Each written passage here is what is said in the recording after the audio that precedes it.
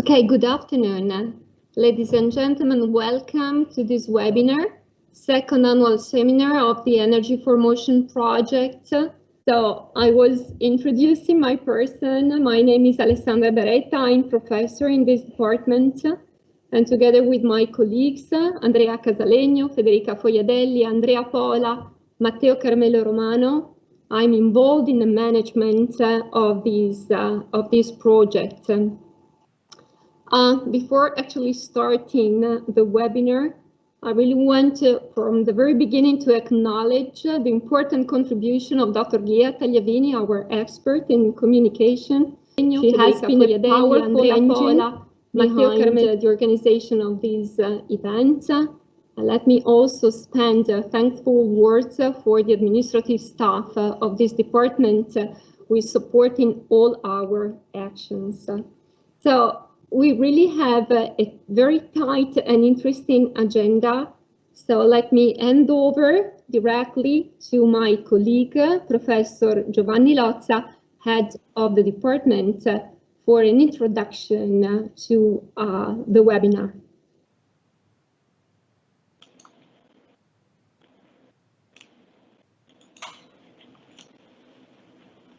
Okay. Gianni. Good afternoon, everybody. I am Giovanni Lozza. I am the director of this Department of Energy of Politecnico di Milano. Welcome to this seminar or webinar, as you like. I would like to give you a very brief presentation of Politecnico di Milano and of the Department of Energy. There are so many participants to this meeting, so I think it's correct just to introduce our institution to everybody, and I make a very short introductory remark. So, Politecnico is the University of Milan for Engineering, Architecture and Design. It accounts for almost 50,000 students, and we have 1,430 professors and 1,200 administrative technical staff, and a significant number of PhD students and temporary research fellows for our scientific activities. Well, when we say that Politecnico is one of the most important universities in Italy on this, in these fields, we don't want to make self-statement as I like. In the international ranking, we are in a pretty good position. You see 137th place, which is not that bad if you consider that about 30,000 universities participated to the rankings of QS. But the most important result is that we rank 7th among the European technical university, and this is the competitors to which we have to compare. And it is interesting to remark that we are in the second position in the European community after the Brexit, so it's not that bad. We have a number of activities, of course, in teaching and research and so on. I would like to remark that we started an important internationalization strategy, and by adopting English for our master programs, and we attracted the last year's 6,600 foreign students. It's interesting to remark that this number is almost confirmed in year 2020 and 2021, and it's a very good signal because in this time moving and studying abroad is really very difficult. Polytechnico is organized in 12 departments. We are one of them. We are the Department of Energy.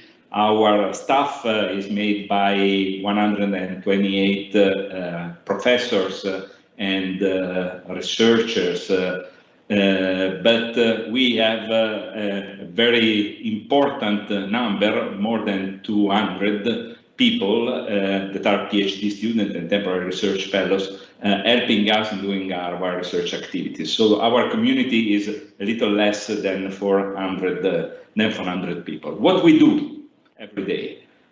We have 5 specialized divisions covering quite a broad range of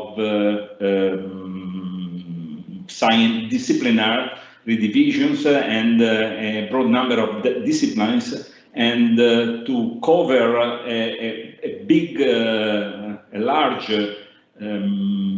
panorama of in the energy field, from production, conversion, distribution, storage, and final uses.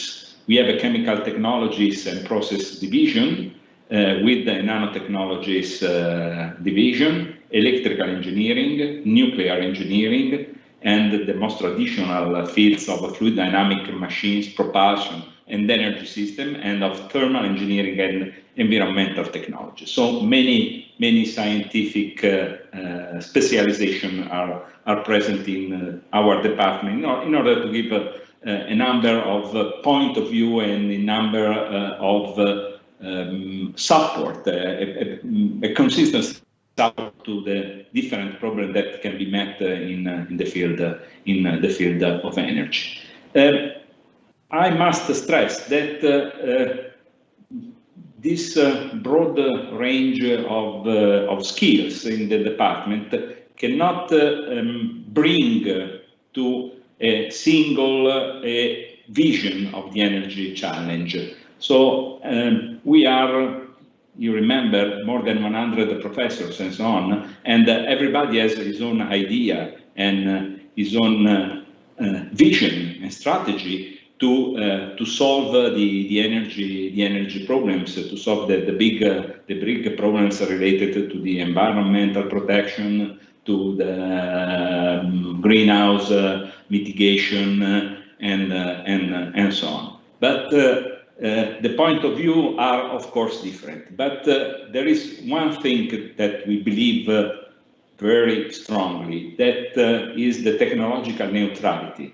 I mean, we have to look at the various possible technologies, from nuclear to renewable, to carbon capture and storage, to saving energy in buildings and in industry, and so on, under different technological solution. But we have to look at every solution, every possible solution, and to look at this with with attention to the question of sustainability, not only sustainability under the point of view of the environment, but also on the economic point of view. And the great teams of like decarbonization and so on can be a real advance for the mankind. Only they are sustainable under all the possible point of view. So we have to analyze, to study every possible solution, and to bring about its implementation in the best and most affordable way. So this is up to now. I made quite a general comment. Let me add a few comments about this specific meeting, the meeting of today.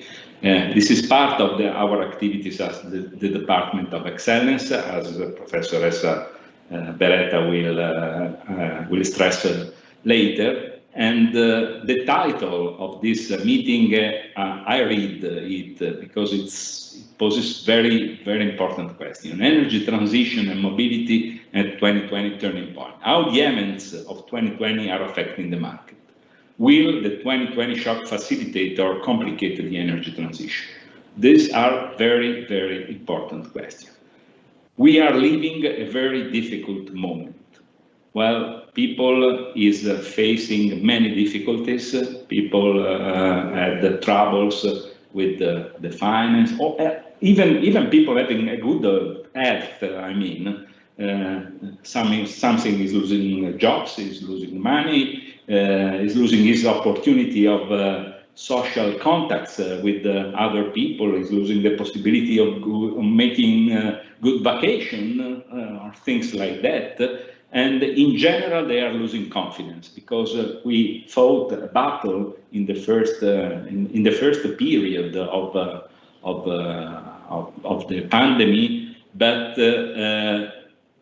leaving it again a second time in a more serious way was very difficult is very difficult to be accepted.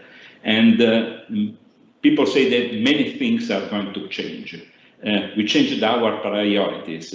For instance, speaking about energy, well, probably, let's say, climate mitigation is not the major concern of the humanities, of the humanity in this moment, and this would give well, I don't mean a stop, but a slow pace to the energy transition. But we have other opportunities. For instance, more money and more initiatives are made available to restart, to renew the industrial commitment towards the environmental problems and the climate change themes.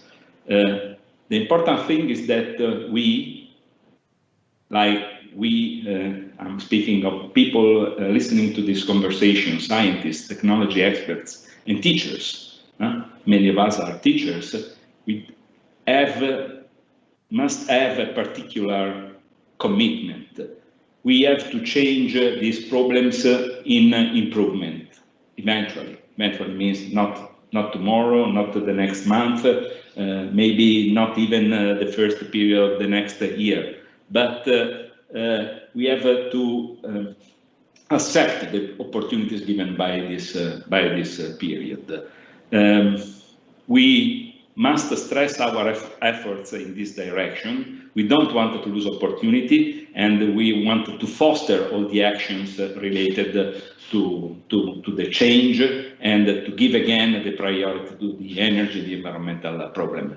And we want to create new opportunities, and we want to give people the confidence. I mean, in tomorrow and in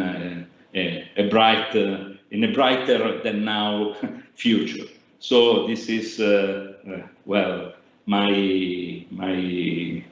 introduction, just to not to lose the perspective given by the speaker, and with this statement I would like to stop my introduction. Thank you for your attention. Thank you, Gianni. Okay.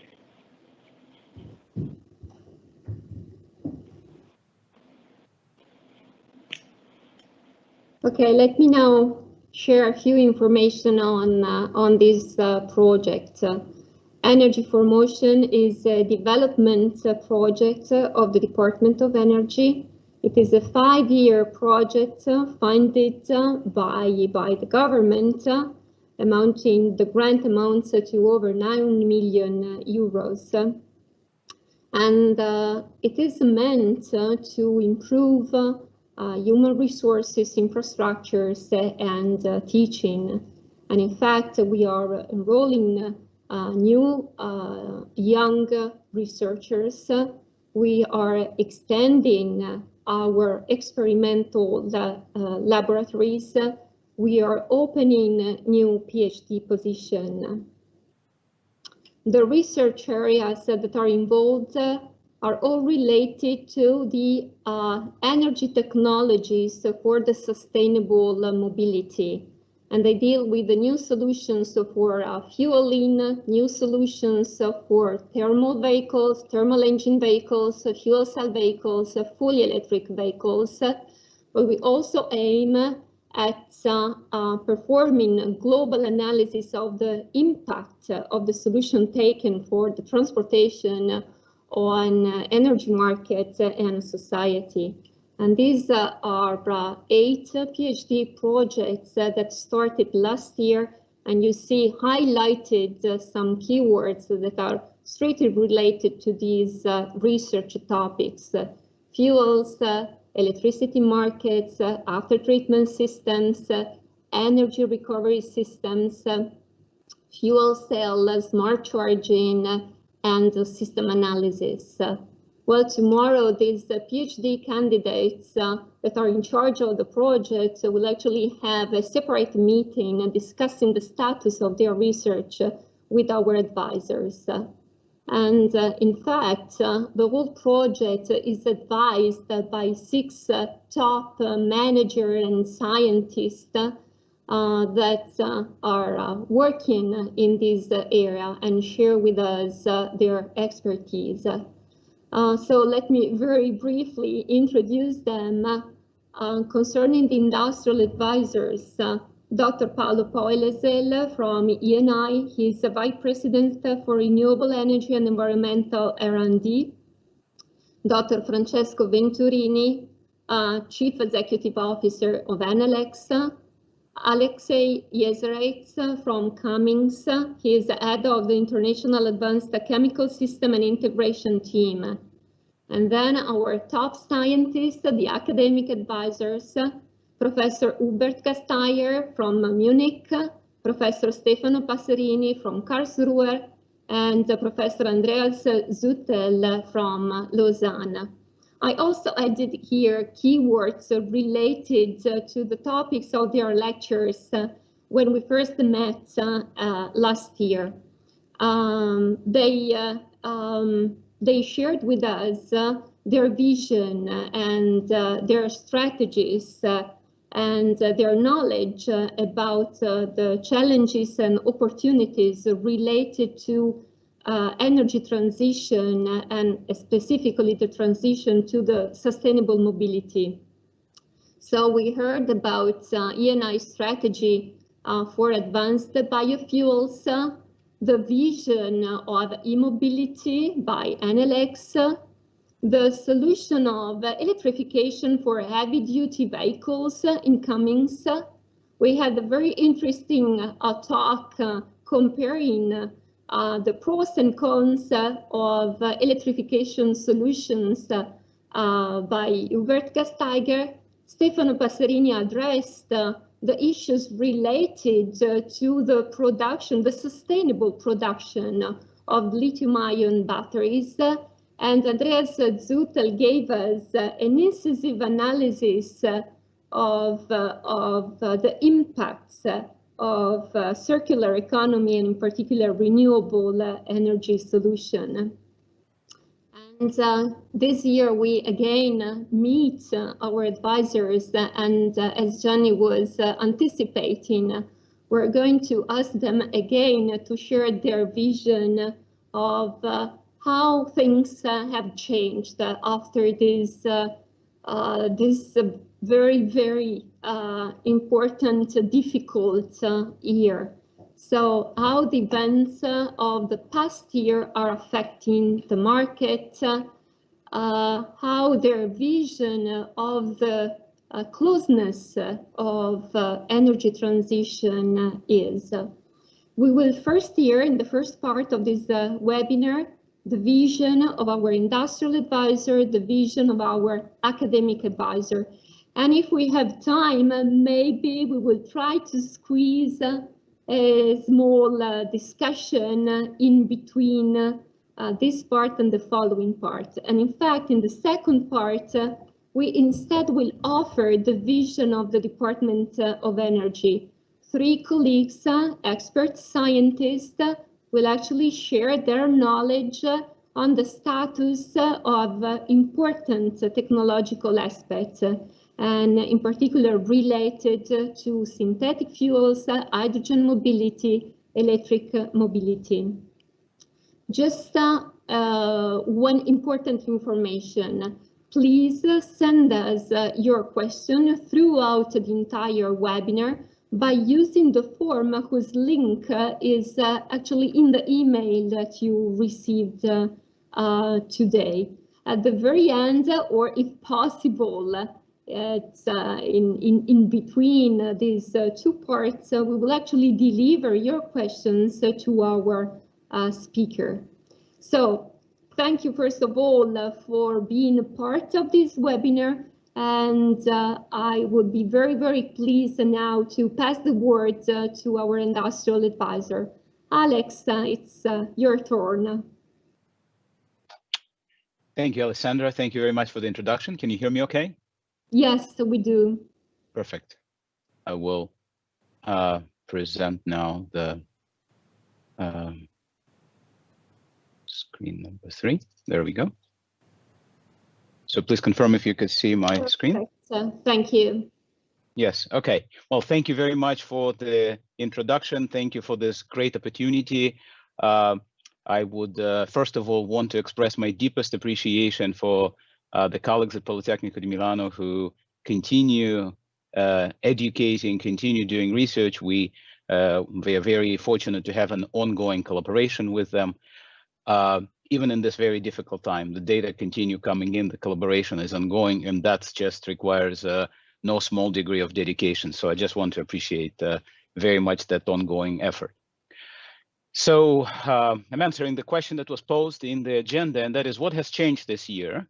And a year ago, when the world looked quite a bit different, in my presentation, I left in the message that as we look to the future from the perspective of commercial vehicle industry, the one that deals with heavy-duty transportations, buses, also off-road vehicles, excavators, power generation, and so on, we see that the future contains a variety of powertrains, ranging from fully electric to hybrids to even internal combustion engines, but critically fueled with the low carbon fuels. And we've had a long conversation about what those fuels could be and what their relative benefits and excuse me, downsides. The reason for that mixed penetration was the complexity of factors influencing it, and that is not just technology and its maturity, but also infrastructure and supply chain, regulations, policy, and the public sentiment that drives that, and of course, ultimately the economics.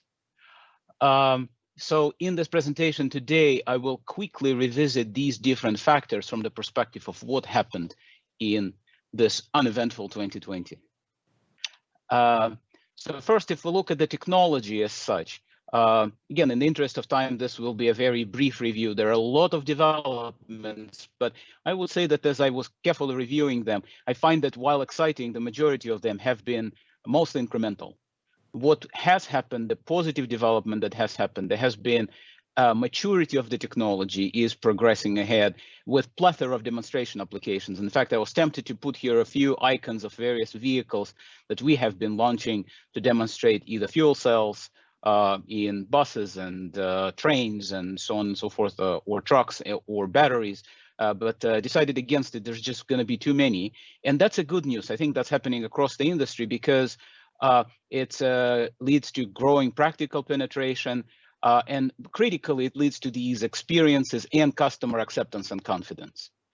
Also, with this broader deployment, there are first limitations, first wrinkles are coming out more visible, and they will be sorted out. But for example, just in the last 6 months, there were 3 different instances of recalls in the United States, and some of them were global, related to battery fires. Again, it's not a showstopper, it's just one of those challenges that come out as the new technologies start getting rolled out broadly.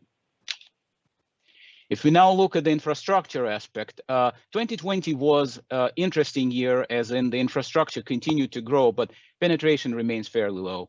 This is the, for example, the hydrogen refueling station statistics that was available to me through our company database, and the progress is substantial and undeniable. We went from 22 hydrogen refueling stations worldwide to close to 500 in just this past decade, with especially Japan and Germany and US leading the way. But again, it's still a fairly limited penetration, and we are certainly doing our part. Cummins actually, number of these fueling stations employ our electrolyzers, and then we are in the process of commissioning a US largest, actually it's a PEM-based electrolyzer, 5 megawatt in the Washington state in the United States. So the progress is happening. There hasn't been any drastic development, at least as far as I could judge, in the infrastructure space.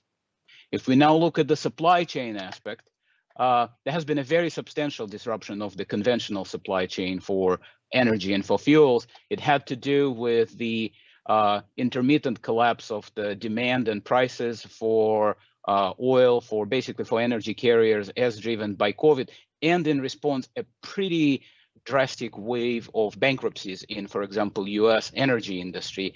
And also, the other thing that happened as a consequence of COVID-19 is the risks of deglobalization, which were nascent and mostly political. They all of a sudden acquired a new facet, a new aspect, just related to the concerns of the nations about their sovereign supply in the environment of the pandemic. So both are, in and of themselves, are difficult developments, the sign of times, but in some ways, the disruption of conventional supply chain creates additional openings for the new energy. If we now look at the macroeconomics, obviously the impact of COVID-19 had been tremendous, and some of those effects will be short-term. But for example, the British Petroleum is projecting that there will be an enduring effect of some of these slowdowns. But in any case, looking, for example, to these three scenarios, which I will mention on a few other occasions, the rapid, net zero, and business as usual scenario, all three of them still projecting in the next 30 years an increase in energy consumption. And to what degree that energy consumption will contribute to the CO2 emissions, to global warming, remains very much dependent on which of these scenarios will go ahead. Again, this is a very rapid review of a lot of data, so hopefully we'll get the questions in writing later. So the other thing I want to point out that as we look more closely at those three scenarios, the rapid, net zero, and business as usual, we look at them from the perspective of what types of energy will be dominant in those. You could see that while some of them project comparable total levels, their composition is very different. And the thing that strikes me anytime I look at these plots is just the sheer scale. Quite honestly, I don't use a prefix exa very often. In fact, it's only been introduced in 1979, quintillion, right? So this is just colossal scales that affect the entire, it's not just an industrial problem, it's the whole society. And I know that in his class, Professor Tronconi references people to this, points people to this book about another very disruptive change that industry brought to the society, the book called The Alchemy of Air about the Haber-Bosch process. I very much second that recommendation. What we are looking at is a disruption that will affect the society beyond just specific technology and just narrowly jobs. And in fact, if we just look at the gray bar on this chart, this is coal. And in one scenario, this is where coal was in 2018. And in one scenario, which is business as usual, there's still quite a bit of coal. In the other scenarios, there are none. And we need to be cognizant of the fact that as absolutely beneficial as the removal of coal from the supply chain for energy is, it is shrinking of that gray bar from a higher level in the previous years that led to the political tumult in the US, let's say 4 years ago. And so, again, these changes that are happening will have many consequences. And so that's hence the challenge, just from the scale. The other, if we now look at the public sentiment aspect of what 2020 brought us, is few things happened very forcefully. This is where there had been, in my view, a major change, a major development. And that is, firstly, pandemic once again very visibly reminded us how much of our pollution problems are our own. Where you could see this is New Delhi in COVID and pre-COVID. This is, of course, you would recognize better than I do, the how blue are the waters in Venice, in the canals. And the other thing that happened is the sense of interconnectedness of the world, which spills into, it originates from the fact that the virus has forced us to recognize that China is actually not that far from Italy and Italy is not that far from the US, but it spills into comprehending the environmental connections as well. And I just couldn't resist sharing this example that from what I've heard when visiting Venice on one of the tours was that in the times of the Serenissima, the contamination of the lagoon was considered one of the punishable crimes, which makes sense. And so I think the COVID just reminded us that this is all one lagoon, that the world we live is small enough. And I think there is a growing public sentiment on the environmental side that COVID has highlighted. The other thing that happened as a result of, actually not as a result of COVID, but in 2020 is it was a record year for many of the natural extremes in the weather. I know there were some really hot weather in Europe this summer. There was a record heat and fires in the US West Coast region.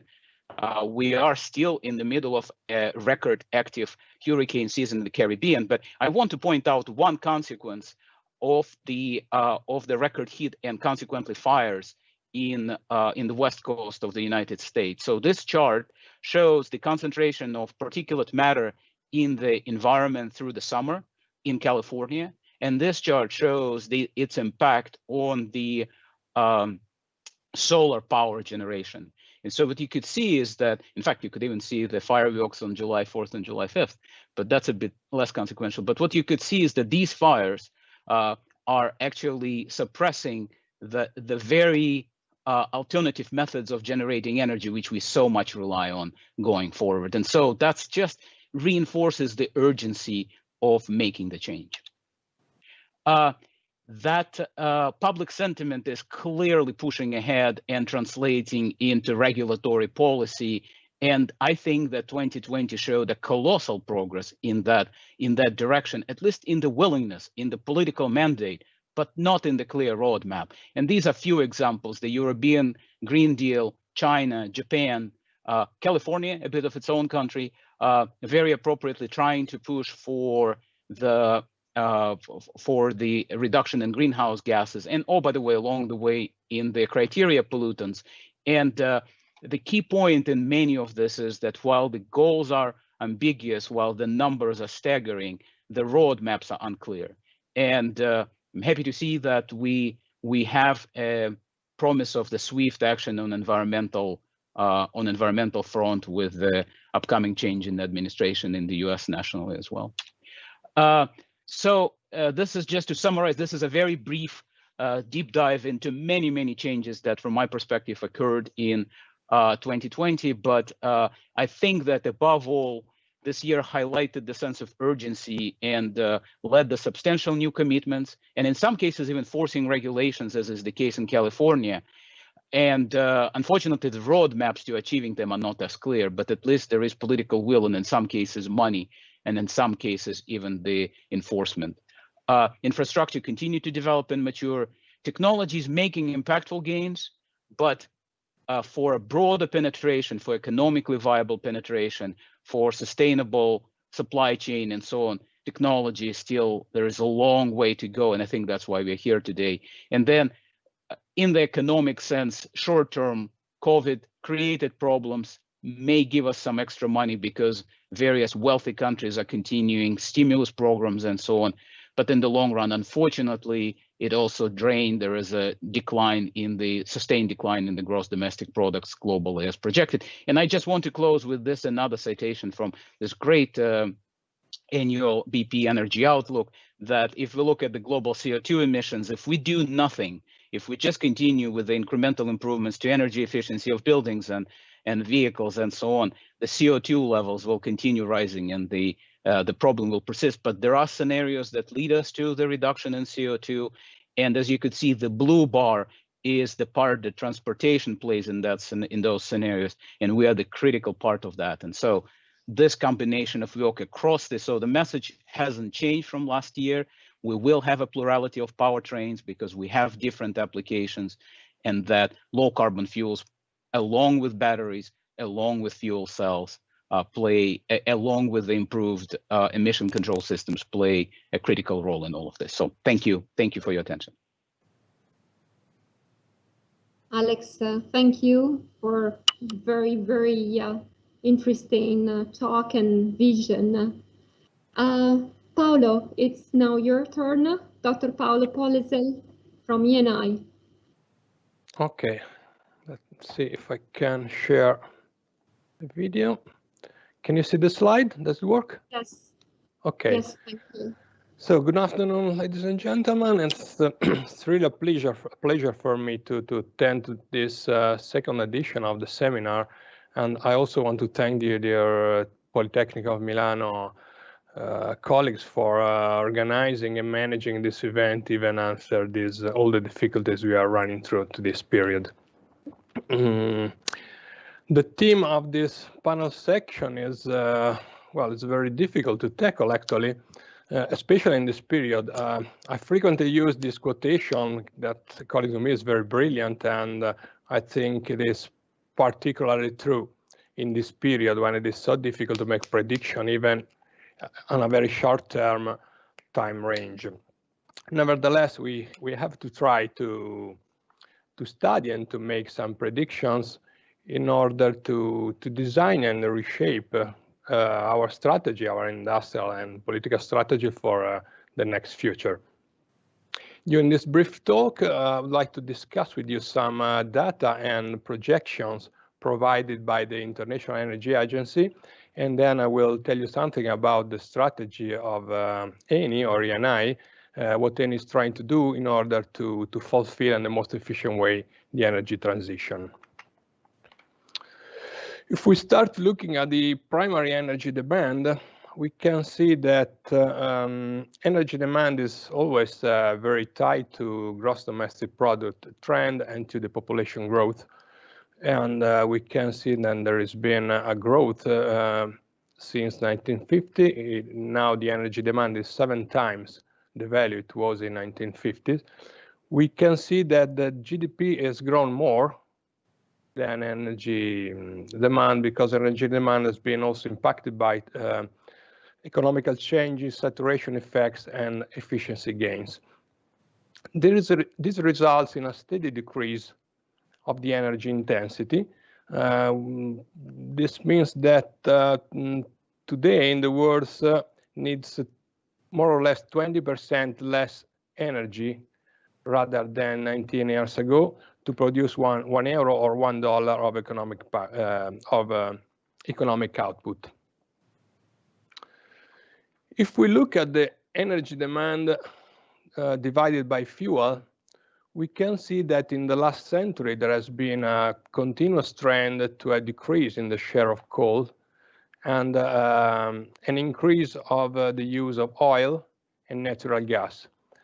This at least until the year 2000, when after that coal has begun to grow a little bit again. The share of oil is shrinking, while natural gas and especially renewables are still continue to grow.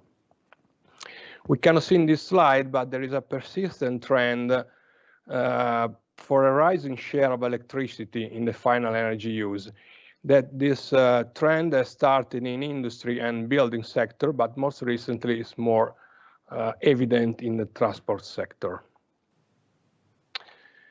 If we focus a little bit on the trend for the so-called low carbon energy sources, that means renewable plus nuclear, we can see that there is a constant increase for the low carbon sources.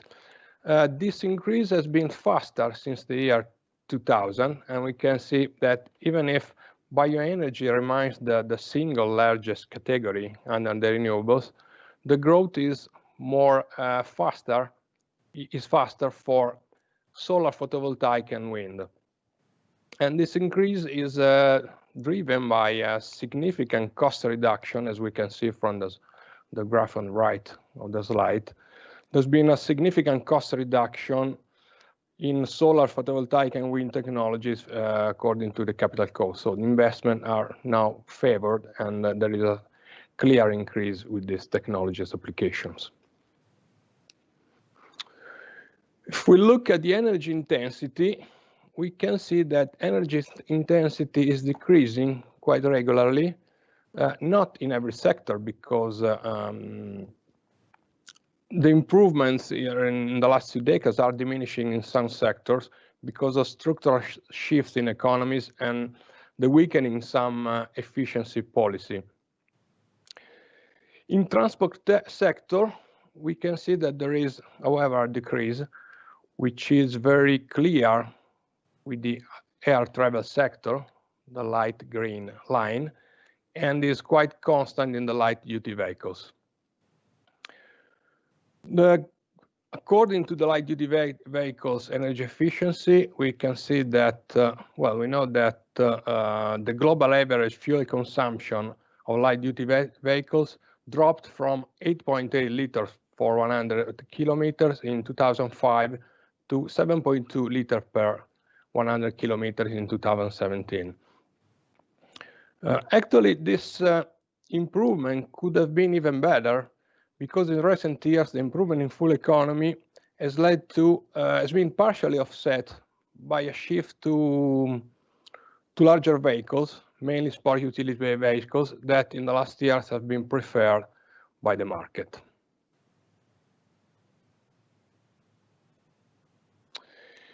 Let's now try to focus on this very particular year in 2020. If we look at the energy demand and the related CO2 emission, we can see that the emission have risen with the energy demand since the 70s, and we have been a regular improvement increase. However, this year, the COVID-19 is set to cause the largest decline in annual emission over this period. We expect by the end of the year a decrease in energy demand of 5%, minus 5%, and this will be only the Second World War and the Great Depression have caused a similar decrease in energy demand. If we look at different sectors and different sources, it is expected that oil demand will be minus 8% this year and coal demand minus 7% at the end of the year. Natural gas demand has been less affected, and renewable demand is quite stable. So since coal and oil are decreasing more, and while natural gas and renewables are least affected, this will result in a 7% fall in energy-related carbon dioxide emissions. So we have a fall in CO2 emission that is a little bit more evident than the decrease in energy demand. So this is the situation up to now. And if we want to try to look at some projection for the next years, we can still look at this study by the IEA, and the International Energy Agency considers three main scenarios.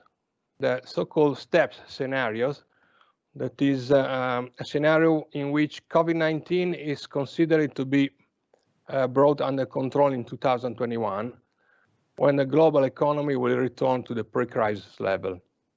Then there is the SDS, that is the Sustainable Development Scenario, in which a relevant clean energy policy and investments will put the energy system on the direction, on track to achieve a sustainable energy objective, mainly the Paris Agreement. The new scenario that is considered is the net zero emission case by 2050. In this scenario, it is considered that a rising number of countries and companies will target the net zero emission by the half of the century. And we can see that energy intensity will decrease in every of this scenario. In the more challenging scenario, net zero emission 2050 scenario, the primary energy demand by 2030 will be as low as the level in 2006. This will be achieved through a combination of electrification, increased energy and material efficiency, and a significant shift in the composition of the energy demand will be needed to reach this target at 2050.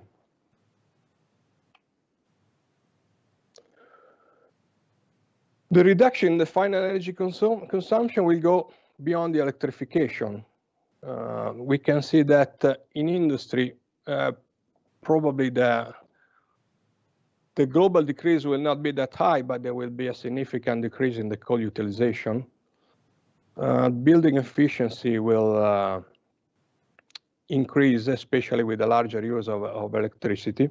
In the transport sector, oil use declines by around 45% by 2030, mainly because of the behavior changes, the rapid increase in sales of electric vehicles, and continuing improvement in conventional vehicles.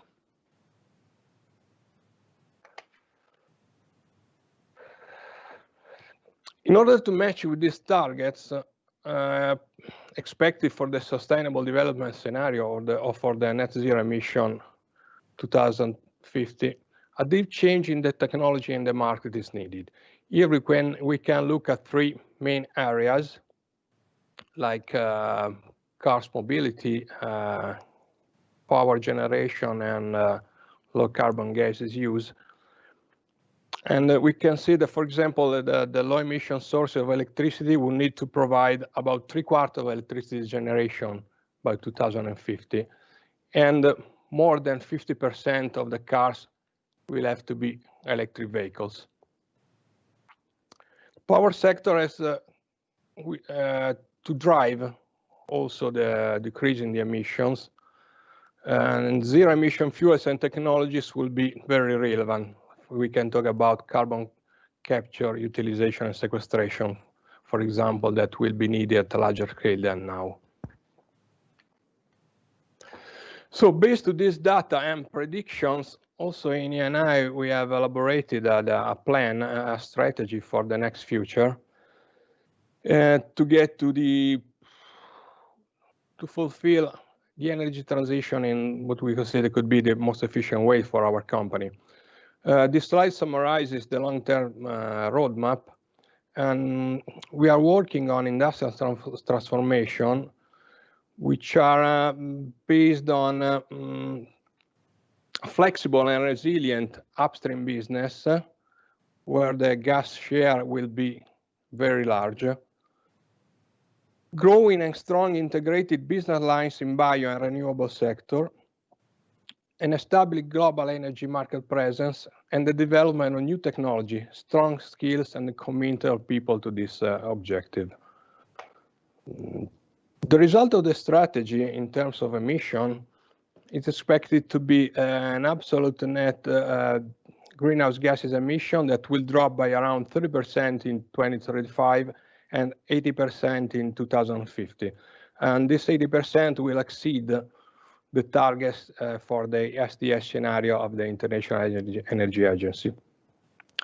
The carbon footprint reduction will be driven by the increased share of gas in a decreasing upstream production, focus on equity gas production, conversion of existing European refiners into biorefiners and circular economy, and CCS projects and forestry to capture up to 40 million tons per year of CO2.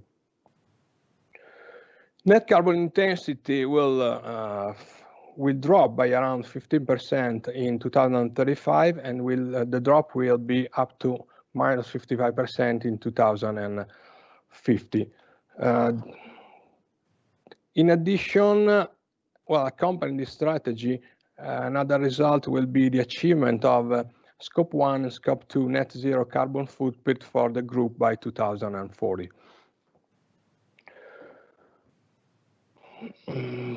This is a medium and long-term roadmap, but we expect that the COVID-19 drama will accelerate this transition, so maybe this path could even be a little bit faster. Of course, we're not going to leave suddenly the oil and gas sector, but in upstream we will continue to reinforce the resilience, focusing on conventional assets and working to improve the operational integrity, cost optimization, and time to market. In terms of carbon targets, we confirm that we will almost decrease by half the operational carbon intensity by 2025, and we will reach a net zero Scope 1 and Scope 2 emission by 2030. I think we are on a good way along this path, because in 2019 we have already achieved with 6 years in advance the target to reduce the operated methane emission by 80%. So I think we are quite confident to reach the zero process flaring by 2025, like it is in our plan. Another important issue, like we have seen before, is that the share of gas will increase to 60% by 2030 and to 85% by 2050. If we look at the midstream sector, we are focusing our efforts in decarbonizing our products, and main targets are an increase installed capacity of renewables generation of more than 55 gigawatt by 2050. We expect to increase the biorefinery capacity from 1 million that we have now up to 5 million in 2050. Industrial market and retail, we expect to reach more than 20 million clients by 2050. And in chemicals, we are focusing on bio and recycled products that will account for about 25% of our chemical business in 2035 and 30% in 2050. Important is that we think to commercialize 100% of sustainable fuels by 2050. Just before concluding, a focus on the CCS, because I would like to underline a project that we are launching in Italy, where we have a unique opportunity in the Ravenna area, where we have depleted offshore gas field, which is close to infrastructure already still in operation, close to onshore power plants and other industrial sites in the same area. There is a huge storage capacity, which is between 300 and 500 million tons of CO2, and the possibility to reuse existing facilities should make the cost very competitive. So we plan to complete the technical studies and the necessary regulatory verification by 2025, excuse me, and then move to the execution. Based on the experience of this project and other projects that we are starting in the Emirates and in the UK, further projects worldwide will be assessed, trying to reduce even more the carbon footprint of the gas production. The target is to reinject from this global initiative worldwide more than 5 million tons per year for an overall capacity at the end of 10 million tons per year of CO2 injected. So these targets are very, very challenging, but I think most of the results are in our hand, depends on our capacity and our investment. So we are confident that we can reach this target the medium term. In order to reach this target and decrease significantly GHG emission, however, we need to be very effective in developing improved technologies.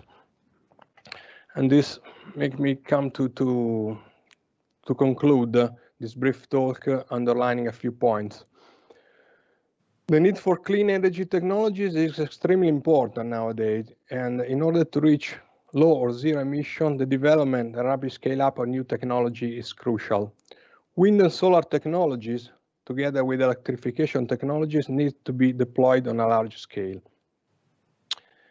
And a new generation of fuels will continue to take place to reduce the emission from transport, together with improved energy and material efficiency. At the end, we cannot expect, it will be unrealistic to expect that humanity will strongly decrease its consumption of energy by simply going out some energy services, at least on a large scale. So we need a relevant and important shift to clean energy technologies that will provide the energy in the next future. Well, this is a global problem, like Aleksey said before, and political and economical issues will be very important, but we think that technology development for sure are the most relevant key to complete the transition. So technology development is always the key, together with other topics, but technology improvements will be the key to reach these targets. So thank you for your attention. Thank you, Paolo. Very interesting vision. And I also thank you for stressing, as Alex did, the fact that there is room and there is need for developing new technologies, and considering that we have several students connected to this webinar, I think it's a very, very important message. So, okay, now it's the turn of Francesco Venturini, CEO of Enel. Good evening to everyone. Happy to be here with you. Just give me 2 seconds to share the screen. Here we go. You should see the presentation now. Thank you, yes. Perfect.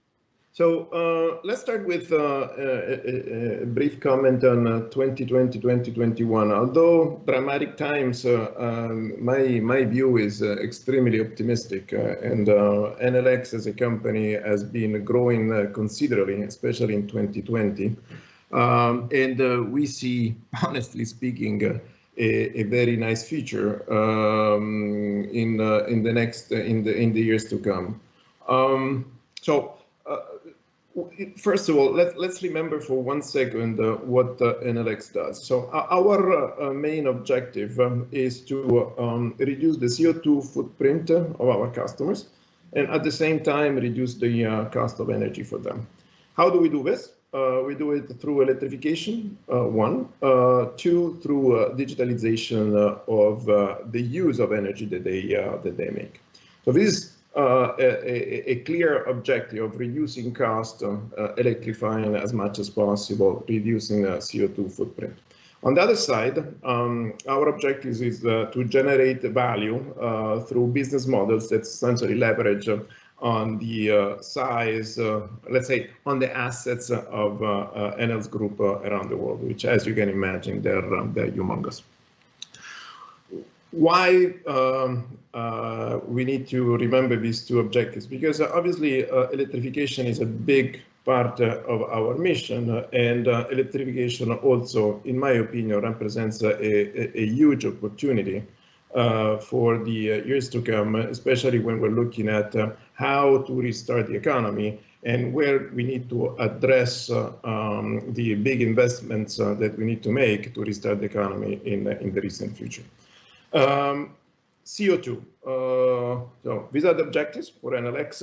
Now let's remember who is generating greenhouse emissions around the world. Percentages are very easy. I mean, it's essentially around 20% transport, about 20% buildings, about 25% the industrial sector, and this adds up to about 70–75%. And the rest is other, so waste, agriculture, cattle, and so on. Transport is about 20% of the greenhouse emission around the world. So it's a very big, important component of what we need to fight against to reduce the CO2 emissions. So with this introduction, this is what the contribution in CO2 emissions as of today of the transport sector split in the 4 main means of locomotion, which is rail, aviation, shipping, and road. So as we can see, the transport on road is the biggest component, although shipping and aviation, if you consider the number of airplanes and ships out there, I mean, compared to the number of cars, they represent also an important piece of the transportation sector that needs to be somehow decarbonized. Rail, very small, mostly because, as we will see, is already electrified. So these are worldwide statistics. So when you're looking at passenger transport on railways, it's already mostly electrified. When you're looking at freight, so transportation of goods needs to be electrified. There is still some work to be done, But just as a reference, I'll give you a number for Italy, the country we're in. So it's easier to reference to Italy, obviously, for me. About I think that the last numbers were about 75% of all the railway transport is already electrified in this country. When you're looking at passengers, we're very close to, if I'm not mistaken, 93%. So and this is because historically in Italy didn't have coal. So we decided to electrify all the railways in this country. But I mean, worldwide, railway is a small sector in the transport sector. It's a small segment, and at the same time is already highly electrified. Countries like UK, United States, where there was a lot of coal, obviously the percentages are much smaller. There is some work to be done, but I mean, overall, we can consider that particular segment is half the way through. Aviation, obviously, much bigger problem. I mean, considering, assuming that an airplane can be loaded with batteries is difficult to foresee. So let's be honest. I mean, probably some different technology needs to be used, and the fact is that in this sector, in my opinion, there is no significant policy push. So without a significant policy push, there is no big incentive in innovating, and without incentive for innovation, probably this sector will keep using current kind of engines and still polluting for a while. Definitely needs some more focus because it seems like it's a sector within the transport sector that is having a free ride. I don't even think this is the right way of proceeding. Although, as today, as we know, is a sector that has a lot of difficulties economically wise, and most of the air companies are in a very bad financial situation. So we saw railways, we saw aviation, now shipping. Now, for shipping, our consideration that it's possible to electrify shipping, especially when you're looking at small A to B passages. So take the so-called RoRo, or roll-in, roll-out ferries, these kind of boats that go from point A to point B constantly, and there is not a big distance to cover. In this case, probably a full electrification is possible. We already have some examples in Norway. Here in Europe, we think that hybridization is probably the right solution. Why hybridization? So what we see is called ironing at the port. So instead of burning much more expensive fuel, like potentially hydrogen in the future, and or today natural gas, or even worse, oil, with cold ironing, which means essentially connecting the ship when docks directly to a big electric plug, that would solve a lot of problems already. So we are working on a project which I think, sadly, maybe is a derivative of what's happening with COVID. So recovery fund, how do we spend money? How do we reignite the economy? Well, cold ironing, in our opinion, is a good project. The Mediterranean Sea is not a SECA area yet, so it's not environmentally protected, believe it or not. So we believe that the Mediterranean Sea should be much more protected than what it is today. Hybridization and electrification of shipping could be a great opportunity for investment, and at the same time, not just reducing the CO2 footprint, but also reducing the level of pollution in our sea. And we're working together with companies in Spain, in Greece, in Romania to present a big project to EU for the hybridization of shipping, but in particular for cold ironing in all our ports in these 4 countries. And then finally, electrification on the roads. So as my colleagues have said in the previous 2 interventions, there is definitely a big push to electrify transport of road. And I think that, honestly speaking, looking at 2020, there have been some changes and some good news. New models are coming out. There is no one single car maker that decided not to invest in the electrification of its fleet. Sales of EVs are the only sales of automobiles that right now are up. There are hundreds of thousands of electric buses that are manufactured and sold around the world, and they've been sold by the tons in 2020. Tech is improving, longer range, more powerful power capacity. Cars used to recharge at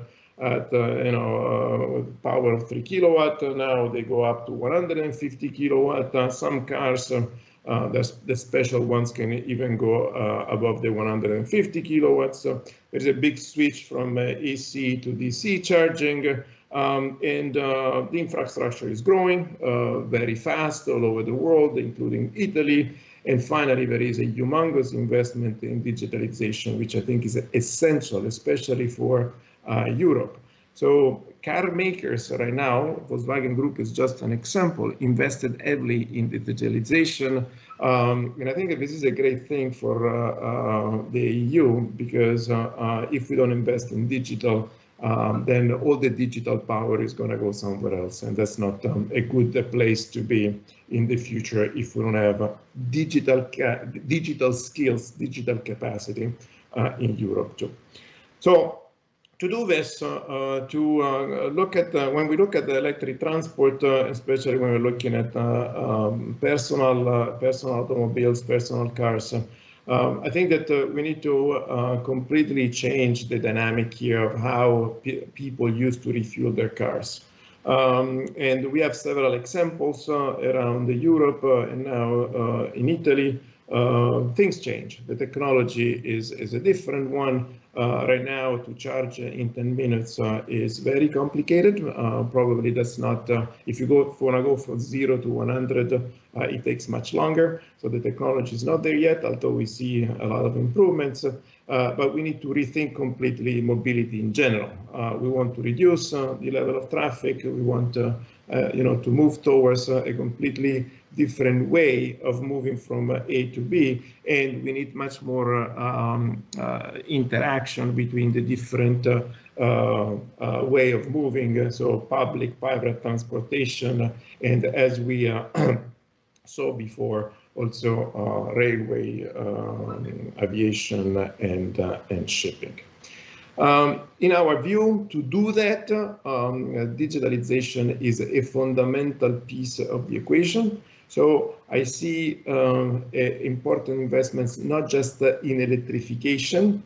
Electrification is important. We know it. We know it because it's more efficient. We know because it reduces the CO2 footprint, but brings along also great important investments in the digitalization. And this is extremely important. Sorry if I highlighted once again for this part of the world, since the investments in this sector have been relatively low in the past few decades. So we need to invest more. We need to invest more in software. We need to invest more in talent able to develop the right software. Also because once we have an infrastructure that is connected, can be utilized not just to recharge cars, as we all know, but also to support the stability of the grid, and eventually tomorrow, even to provide energy to the grid when it's needed. So in our opinion, as Aleksey, we only use connected chargers and invest heavily in digital tools. And the same digital tools are the ones that allow us to offer an end-to-end solution to all the municipalities that want to electrify the public transport in their area.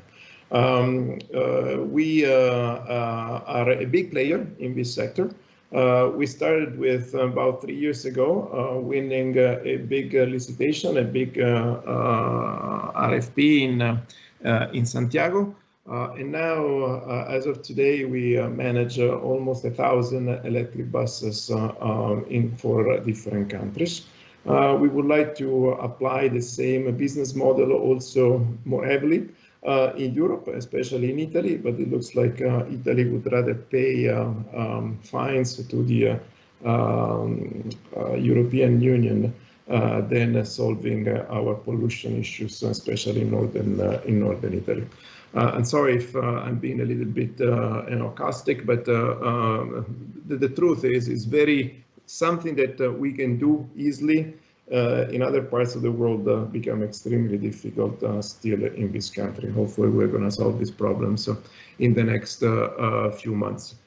Fact is that these are big investments that are made in these countries, in most cases to reduce CO2 emissions, but at the same time to provide a completely different experience for their customers, because it is a different experience for their customers.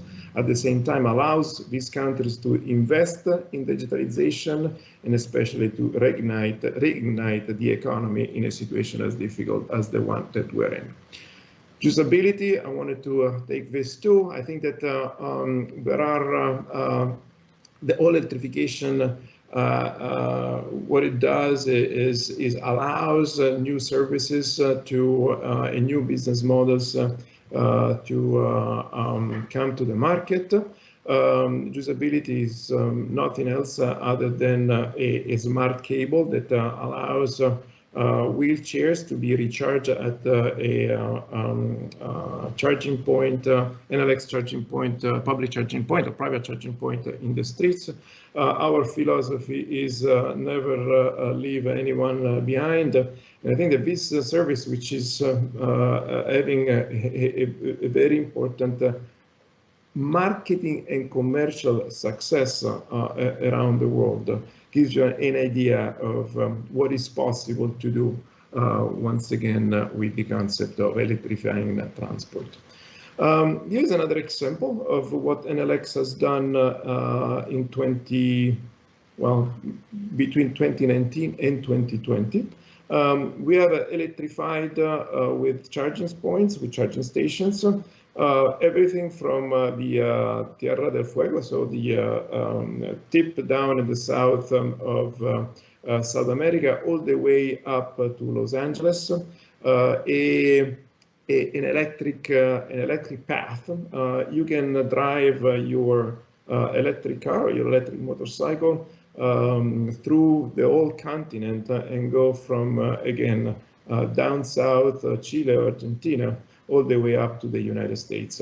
And we have proof of this, not just because we are telling you and because you can find all these charging points on our app, but also because you can go on Apple TV and watch The Long Way Up, which is a documentary substantially where a couple of actors using electric motorcycles have done exactly this, and we have helped them in building the electric path from down south to up north.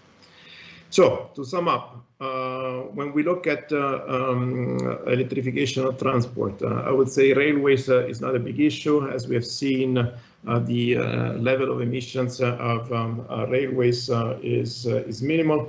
It's almost all electrified. There is something that can be done, but honestly speaking, doesn't look like a segment where we need to spend too much time. Electrification of aviation is extremely important, but I believe that we need incentives to make sure that innovation would blossom there. Otherwise, we won't see any progress, relevant progress in the next 10 years, in my opinion. Shipping is working hard, at least in certain countries, to reduce the CO2 footprint. We know that the regulation here instead is pressing and is changing quite rapidly, not as rapidly as we would like. But at the same time, hybridization probably is going to be the solution, which is probably electrification of ports or electrification of ships that need to cover just small ranges, and then another form of energy, potentially hydrogen, is going to replace the heavy oil or the natural gas that is currently used by very polluting ships around the world. And then, as we've seen, road transportation, and in this case, it's a humongous opportunity. And just answering to the question that is what should drive this panel of presentations today, we believe it's a fantastic opportunity. So we believe that unfortunately, because of what's happening with the pandemic, there is a big opportunity to change many things. It's just a matter of will, and I would say together with organization. We need to have clear objectives, but since in theory we need, and they're available, tons of money to restart the economy, investing in electrifying our economy is definitely a good investment. Thank you. Thank you very much for the very interesting talk. We are already receiving several questions. So, well, there is some echoes. Can I ask to, okay, close the microphones. So let me put to our industrial advisors a common question, but I really pray you to give a very, very short answer, possibly within 1 minute each. So many companies are committed to reach zero emission by 2050. How realistic do you really think that this target is? Alex? Excellent question. I think it is realistic only if we make it a combination of options, where we make we rely on the various aspects of electrification, on the battery electric vehicle hybrids, on and don't forget the low carbon fuels. I think that with that mix, we have practical chance of doing this. Thank you. Paolo? Well, same opinion actually, because you need a strong combination of different efforts in different sectors. You cannot expect just to improve the way you produce power, for example, which is probably the sector that has begun the energy transition. It can be the only one, should be accompanied by a lot of our efforts. Try to give some example, at least in our industrial sector. You need to combine the evolution of different fuels, of low carbon fuels. You need to improve the electrification of some sector, and you need to separate and efficiently sequestrate carbon dioxide if you want to use hydrogen, for example, and so on. So absolutely, you need to combine a synergistic way different efforts and being helped also by some regulation, because like Mr. Venturini said, sometimes also the regulation and policy indication should match with the targets that are very challenging. Francesco? It is possible, absolutely, it is possible. Too many companies use it as a marketing tool. That's because a lot of investors, that's exactly what investors want to hear. I think that what we should do is to discern between companies that have a clear path to get there, and companies that just say, I'm going to get there in 2050. Unfortunately, when you're going to start splitting the companies into two different groups, you will see that most of them will fall into, it's not my problem, is the CEO that whoever will be in 2050 to prove that he got there. And there is no clear path. So my suggestion is every time that you hear somebody saying in 2050, I'm going to be fully decarbonized, ask them how. And if they don't have a solid answer, you already know that it's not going to happen. Thank you. Thank you very much for your contributions. We now pass the word to our academic advisors. Andreas? Yes, thank you very much, Alessandra. Great pleasure to be with you today in this webinar. Let me share.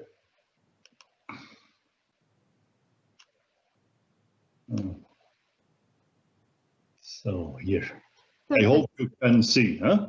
Yes, we can. Okay, I would like to talk today about the energy transition. Again, the big broader picture. I will follow up with what I said a year ago and show you the new data and also the changes this year during the Corona pandemic. Even I think most of the topics here don't have much to do with the Corona pandemic, except that we were flying much less this year. And this certainly had an impact on the demand on kerosene. This figure here probably looks similar to you. I showed you something like that last year, but it was installed peak power. And now I have a much more realistic picture. This is the global produced renewable energy. So this has nothing to do with installed power, but the really annual produced renewable energy. And again, for all the important forms of renewable energy converters, we see here in the red solar thermal, blue hydroelectricity, the green the biomass, in brown the wind power, and in yellow the photovoltaics. You see the world energy demand here, of course, going up. It's a logarithmic scale, so they are all exponentially growing. Only the sum of the renewables, which is in black, is growing more than exponential.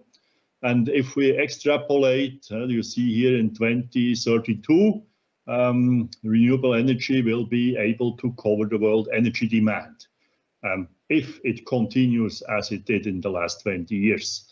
Of course, it will saturate somewhere. We will not produce more energy than the world consumes with renewables. You can also easily see here in 2020, where we are now, renewable energy is dominated by biomass and hydroelectricity, while in 10 years, it will be dominated by photovoltaics and wind. We have a growth of 46% of the photovoltaics per year, and the cost is going down 12% per year. So we just heard before about the plans for 2050. If this extrapolation here is going to work, we will be much earlier on renewable energy than 2050. However, there is a fundamental difference between renewable and the fossil energy.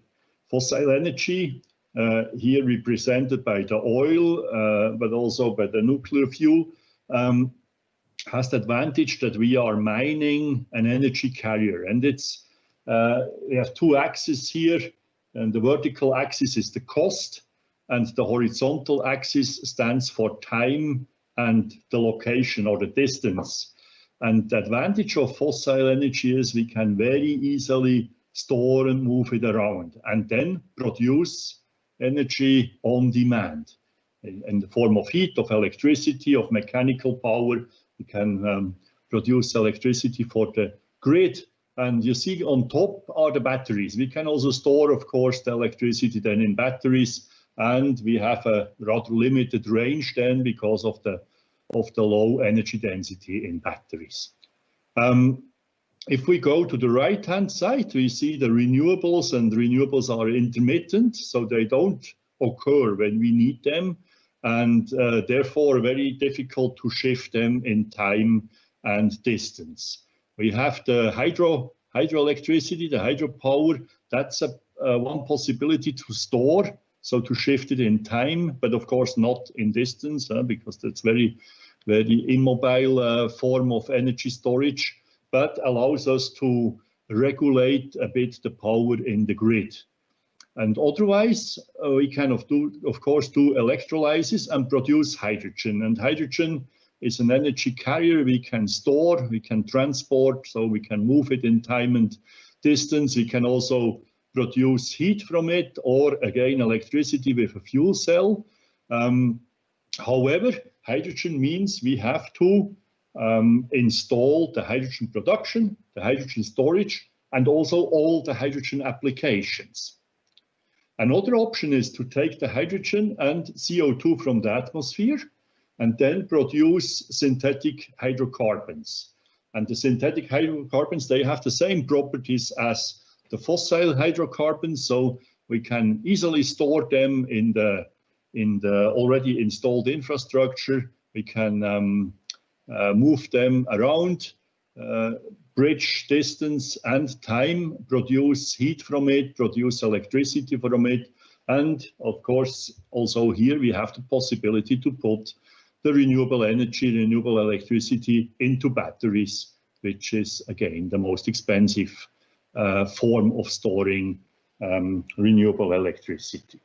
So that's the most critical issue, how to store the renewable energy. I think from the production, we don't have whether a technical nor an economic challenge anymore, but the storage is the major challenge for the future. Now, the hydrogen cycle, as I mentioned, is a technical cycle. We have to take care of all three aspects: production, storage, and the use of the hydrogen with a fuel cell or with a catalytic combustion. The advantage of the hydrogen cycle is it produces only water, and water is naturally recycled. Very interesting to notice is that the first car with an explosion engine, internal combustion engine, was a hydrogen car built by François Isaac de Riva, and he demonstrated that car in Sion, where our institute is. That was a rather simple way of internal combustion engine. So he produced an explosion with hydrogen and air, and then the explosion put the piston up, and then on the way down by gravity, the piston was turning a wheel, and this way he could move with this first car. The model of the car you see here in the middle on the top is in the Science and Technology Museum in Milano. So very nice object to go to see in the museum. Now, today the cars became a bit more modern, and you can see here some of the cars that exist now with hydrogen compressed gas and the fuel cell. The big step forward was done by Toyota with the Mirai, which brought the cost of the fuel cell down by more than an order of magnitude and made these cars economically feasible in the market. There is another car from Honda, the Clarity, with more luxury vehicle, and then Hyundai very much improved the fuel cell and produces the Nexo, which we can see everywhere in Europe also. And now since this year, we also have received the Hyundai motor exient fuel cell heavy duty trucks. So there were 10 already arrived of these trucks. There will be another about 1,000 trucks coming in the coming years. And Hyundai uses Switzerland as a test place for these hydrogen fuel cell trucks. As I said, the hydrogen is transported in compressed gas vessels. We have found a new way to produce the high pressure hydrogen gas. In the conventional way, hydrogen is produced by electrolysis, then compressed, transported, compressed again 2 times, and then goes in a pressure cascade in order to fill the car and has to be pre-cooled. However, metal hydrides have this very nice property that they change the pressure, equilibrium pressure with temperature. And you can see here in this figure, this is an example of one type of metal hydride. When we heat it up to 350 degrees, we get a hydrogen pressure of 1000 bar. And this allows to build a very simple hydrogen fueling station. We can produce hydrogen by electrolysis, store the hydrogen in a metal hydride, and then on demand heat the hydride up and directly put the pressure in the car. We don't need any pressure adaptation system, no regulating system, nothing. We just connect the car with this compressor, and while the equilibrium pressure goes up, the car is filled. And I can show you here in a model. This is a little movie with a model car on a lab scale compressor. And you see in red here in the back, this is the high pressure vessel in the car. And now the high pressure vessel is empty, so the pressure is at 0 here. And then we just switch on the heating. In this lab compressor, the heating is done electrically, but in a fueling station, we could also do that with, for example, with some available heat, waste heat from somewhere. And now you can see the pressure simply goes up in the pressure vessel. And once it's full, we just close the valve, disconnect, and the car is fueled. So this is a very, very nice progress. And we are currently building now these compressors together with Burkhardt Compressors, a big compressor producing company in Switzerland, for the first hydrogen fueling station. Now, I told already the history, so it started with the car from François Isaac de Viva, and now today we have cars available for a reasonable price on the road, running with hydrogen. However, hydrogen has a difficulty with the energy density, and you see here volumetric versus gravimetric energy density. And we can go with liquid hydrogen, we can go to space with the hydrocarbons, we can fly around the world. But with compressed hydrogen or hydrides, we are limited in the range because they are heavy. And the solution is to use the hydrogen to reduce CO2 to synthetic fuels and produce hydrocarbons from it. And then we have same storage systems as we use today, same transport systems, and we can use old applications, including air transport again. This costs energy, of course. You can see here, this is the example for synthetic methane. It's not much different for liquid hydrocarbons. On the vertical axis, we have the energy in percentage of the energy in the methane, and on the horizontal axis, we have the CO2 concentration. Of course, there is a difference between CO2 from flue gas or from the atmosphere. It's more diluted, but you can see the major part of the energy is used to produce the hydrogen. There is some energy liberated in the reaction. This can be used to compensate a part of the CO2 extraction energy, but overall, we're going to consume something like twice as much energy as we have in the final product in order to produce the hydrocarbons. If we convert that into a monetary, into cost, here on this axis we have the cost, and on the bottom you see all the different ways of storing renewable energy, starting from electricity produced by the photovoltaics, and then hydropower, the batteries, hydrogen, metal hydrides, and compressed hydrogen, and then methane, underground methane storage, and then the liquid hydrocarbons. The blue bar is always for energy, the red bar is for electricity. Of course, there is a conversion loss when we go to electricity.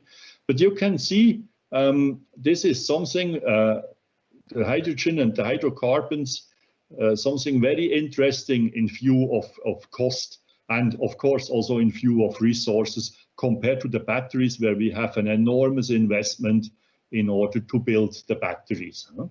And 1 kilowatt hour from a lithium-ion battery, for example, when you buy the Tesla Powerwall, will cost you about 1.60 franc.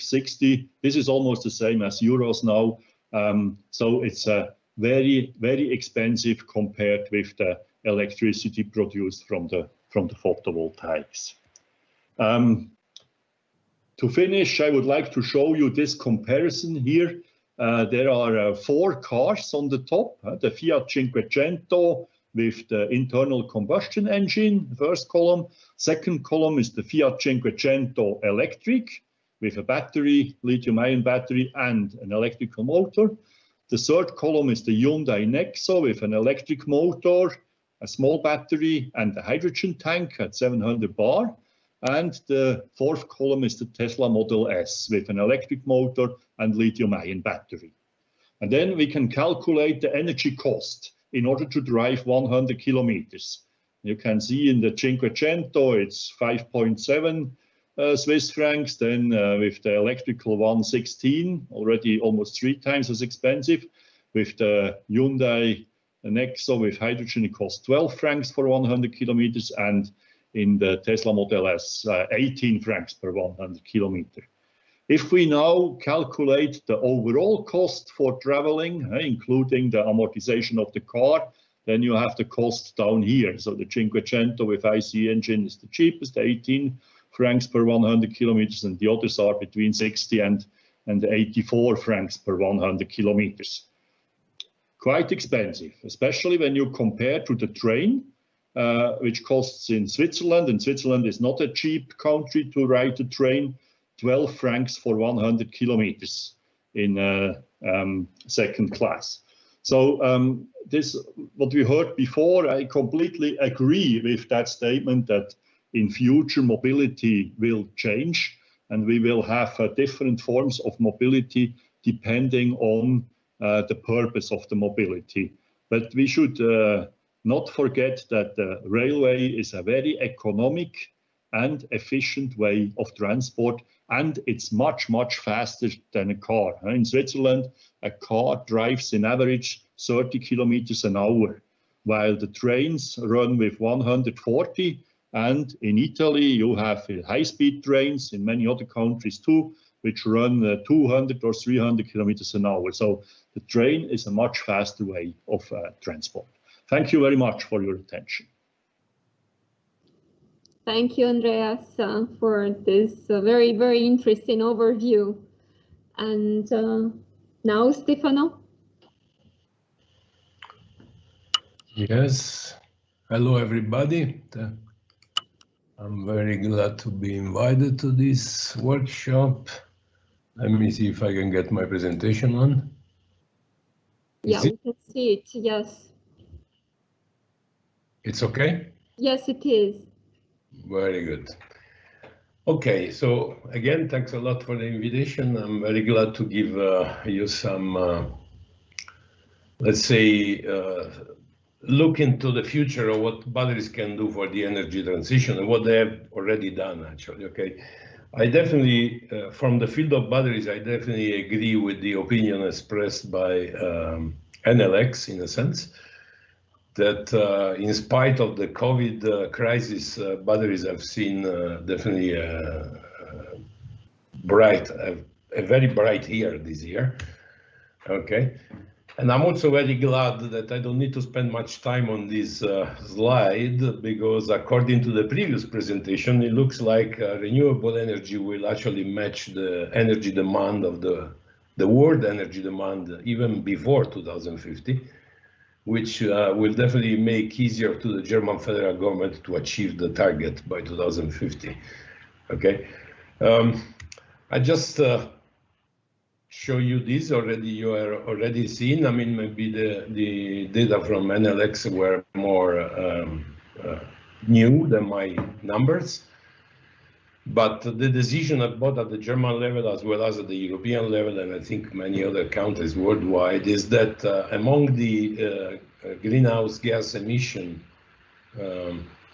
fields, let's say, the transportation one was the first one to be the easiest one, I would say, although it looks like it's not easy, but the easiest one to be addressed, okay? One of the reasons that electric vehicles are, expanding so much, and in this I'm a little bit in contrast with the previous presentation, is that battery-powered electric vehicles are by far the most efficient, energy-efficient vehicles with respect to, for example, hydrogen or power to liquid when we consider the input energy as a renewable energy. I mean, this is really by far, and there is a clear market evidence of this. If you look, for example, at Tesla, as of yesterday, I checked yesterday, Tesla, it's capitalizing 345 billion euro, and this is more than the sum of Toyota plus the three major German car makers together. Okay, so it's clear that car makers now are going for EV, and this is also demonstrated by the large numbers. Sorry for the numbers, maybe they are small, but by the increased sale. I heard that last month in Europe, actually, the sales of EV and HEV was slightly higher than diesel cars. So they reached 1/4 of the new sales, which is amazing because it was 10% in the second quarter 2020. So the trend is really impressive. And this is definitely pushed by the Central and Northern European countries. I have to say that just today I got my new hybrid electric vehicle, and I had to wait 6 months for the delivery, and in Germany waiting 6 months is not that normal. Car makers are investing a lot in this. There are about 45 new electric vehicle models that will be launched through the end of 2022, which is definitely impressive. It's clear. Last year, we had the chance to organize a conference here, actually, in Ulm. This was one of the last conference live, and we even had the pleasure to have a lecture from Professor Whittingham 15 minutes before he got awarded the Nobel Prize, which was definitely a success. But out of this conference, we also, with the help of some international agencies, like the German Agency for Research, the DOE, NATO, the Chinese Academy of Science, we made a study about the future, let's say, of batteries for electric vehicles. And the study is clearly pointing out that for the next 10, 15 years at least, the EV market will be dominated actually by lithium batteries and maybe lithium-ion batteries, I would say, and maybe lithium metal batteries if a breakthrough in this field will come. As a matter of fact, also confirming the growth of the car sales, this is a study, recent study reported a slide. I took this slide from EIT Energy. Europe is now seeing this booming in the battery production. There are many, I mean, the battery production in Europe is expected to grow substantially since we start from almost zero. Obviously, this growth it's much higher than in other regions of the world like Asia. But this is also bound in the EU vision to the problem of circularity and recycling. I mean, the production of lithium-ion batteries in Europe must fulfill these concepts, otherwise it will not be very much accepted. So the trends in the production of lithium-ion batteries definitely are kind of given by the European Union. The first one is direct recycling of spent lithium batteries. So right now, actually, maybe you are aware of this, but lithium-ion batteries are burned and only precious metals are extracted out of it. All the rest is trashed. In the future, obviously, there would be a need of recycling the materials inside rather than burning everything and extracting only the metal. So definitely there is a need of designing these lithium-ion batteries for recycle. Labeling is extremely important. Aqueous binders would also be very helpful in reducing pollution, and sustainable cathodes. By this I mean cobalt-free or also nickel-free. Right now we are all going for nickel, mostly nickel-based positive electrodes, but this is going to be the next problem for the availability of resources. So the direct recycling of lithium battery, as I mentioned, it's going to be extremely important because we really burn a lot of good materials. For example, recently, I'm not presenting this because I do not have time, but recently we proved that we can recycle the graphite, so the negative electrode of lithium-ion batteries, getting 97% of the performance given in the pristine cell. Okay, so this is definitely an important subject. So just to give you an idea what HIU is doing in this field, we are trying to address the challenges associated with the sustainability and circularity of transportation. Key point is to improve batteries resistance to fire. We already heard from the first presentation today that this is still a problem. Although we tend to highlight the electric car burning, but we never show the numbers of the regular ICE cars burning, and this number is very high too. Okay, actually it is even higher in percentage than for electric cars. Another key point is remove chemicals that can potentially produce toxic materials. So we definitely need to work, we propose to work toward fluorine-free materials, and improve further the energy performance. That also means reduce the cost, the practical cost of the cell, and very key point, enhance recycling and circularity. So we definitely should consider that dumping is not an option at any level in the battery production. It's just the opposite of what the European Union is promoting. And this is, let's say, what we foresee in the future for batteries. I mean, we need to improve lithium-ion batteries, lithium-ion and possibly lithium metal batteries ahead further in order to make them their performance in EV, for example, even better. But the key point, I mean, this is something we are exploring since a few years. It's actually how to provide or how to what is it in English now? To ensure the availability of energy if we make only use of or we get this energy only from renewable. This is a key problem. The previous speaker just presented one option, a couple of options actually, which are hydrogen storage or fuel, synthetic fuel storage. Obviously, being a battery scientist, I'm much more interested in developing possible application for batteries. Right now, if you look, for example, at the amount of energy storage in batteries in Germany, this is kind of ridiculous compared to the total consumption. So there are about 371 megawatt hour installed, and the overall need for 1 year of energy in Germany is 2,600 terawatt hours. So we are on 4 orders of magnitude, no, sorry, 7 orders of magnitude out, okay? The point is that, as stated already, present batteries cannot guarantee the seasonal annual storage, which is needed to be sure, but to ensure the energy provision to countries, okay? On the other hand, this is also a huge market opportunity because there is a large space to grow if new approaches are proposed.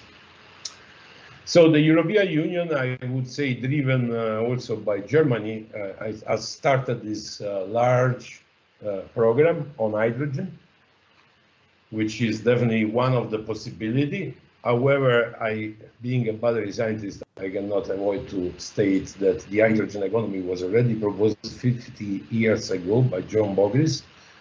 And after 50 years of research, development, and innovation, there is still not a complete solution.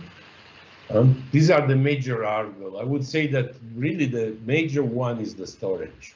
It's large volume and high cost, or can be high,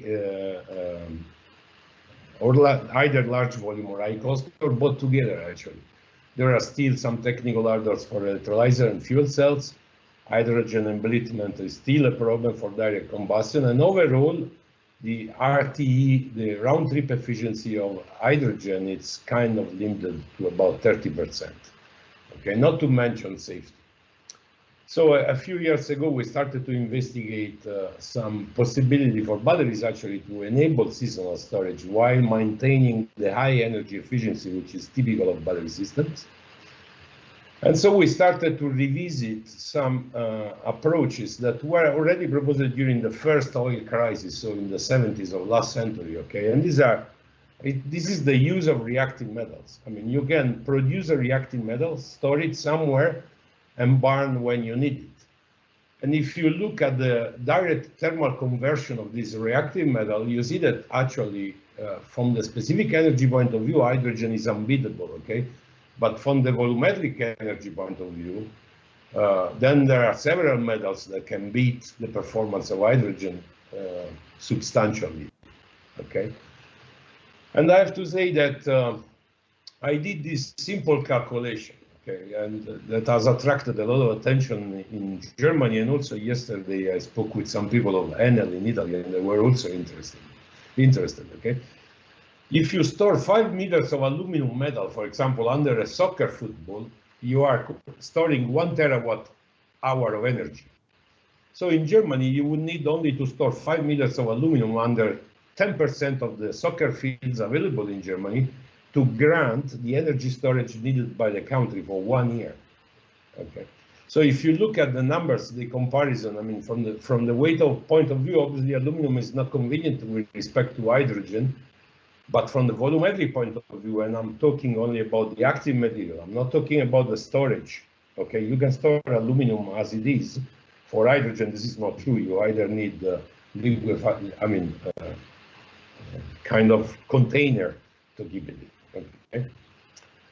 I have to say that, as I mentioned before, aluminum was already studied in the past. The main obstacle of aluminum as a material for energy storage was actually at that time the fact that the greenhouse gas production associated to aluminum production is extremely high right now.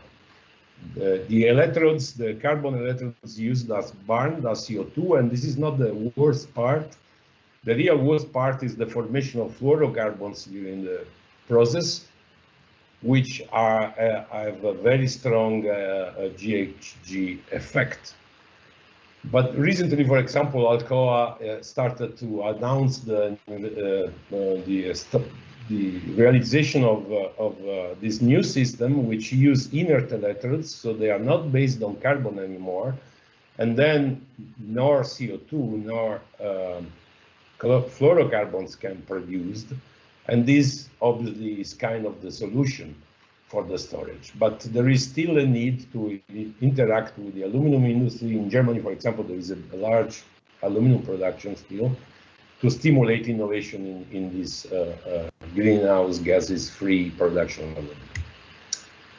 We did also some calculation together with the University of Perugia, actually, on a possible plant to produce energy using aluminum. This involved burning aluminum in hydrogen steam, in water steam, actually at 700 degrees centigrade.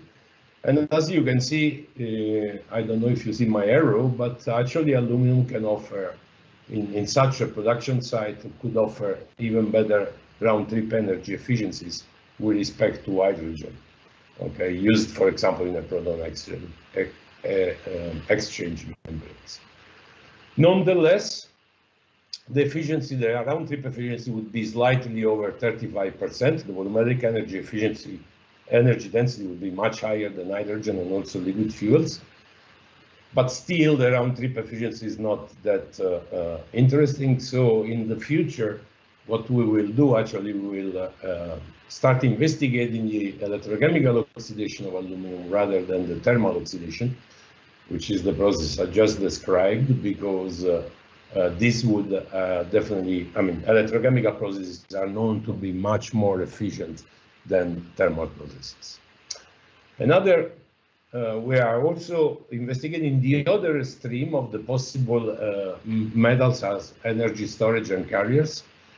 One is aluminum, which is the most stable. You can park a cubic meter of aluminum in the basement of your house and nothing happens for 1,000 years. As a matter of fact, it's a problem when it is trashed, okay? But there are other carriers, and this is the other extreme, like sodium.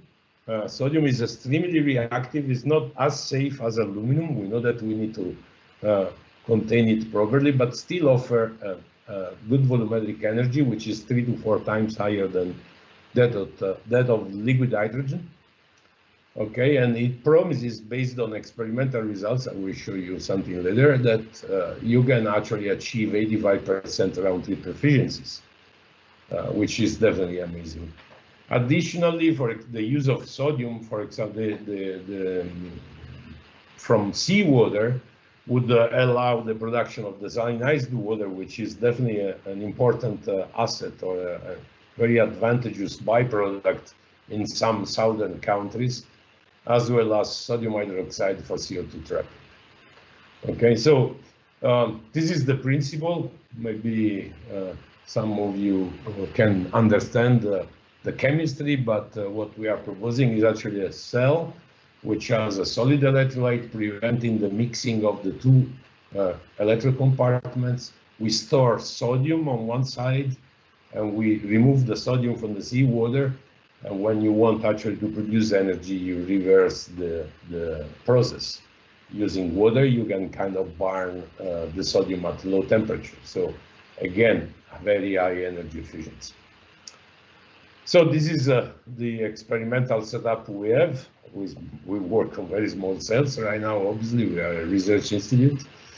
Okay, and we are trying to maximize the efficiency as much as possible, but we already demonstrated, for example, that it is possible with a special, with this small device to accumulate actually sodium metal. This is the harvesting of sodium, which then can be stored somewhere. This is the use of sodium to produce electricity. We can achieve pretty good performance. And this is actually the reversible system, which gives you also an idea of the overall energy efficiency of the system. You see that in this case, it's going to be about 70% by the difference of the charge voltage and the discharge voltage. So I close my presentation. I think, as usual, I've been long, but I want to insist on these reactive metals that definitely can be useful for the sustainable transportation. And this can be innovative approaches for submarine transportation. Instead of charging oil, you charge 1 ton of aluminum or 2 tons of aluminum in a ship and then you use it. But it could also be used for the delocalized power generation for the EV charging infrastructure, okay, on the highways, for example. The seasonal energy storage, this is definitely a huge market perspectives. And here, high power primary batteries could be implemented to enable seasonal storage coupled with aluminum production, which is already existing. And this is something I didn't show today. Actually, I forgot to remove this last part, but aluminum metal can be also used for the direct production of ammonia as well as of iron and steel. And with this, sorry, I went too far. With this, I close my presentation. I thank you for your attention. Thank you, Stefano.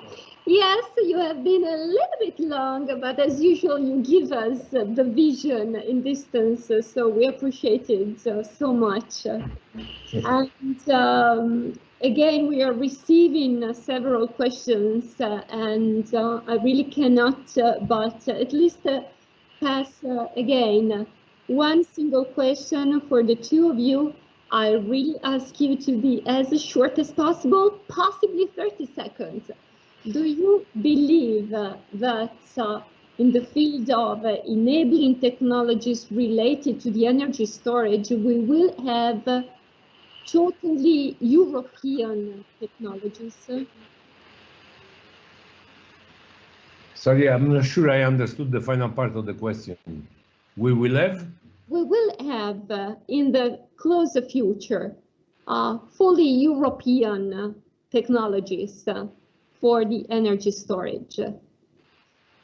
For instance, batteries, for instance, hydrogen storage. I can go first. I mean, batteries will not, conventional batteries, let's say lithium-ion, it has been clearly shown before, will never grant the large-scale energy storage. Okay, for electric vehicles is given for granted.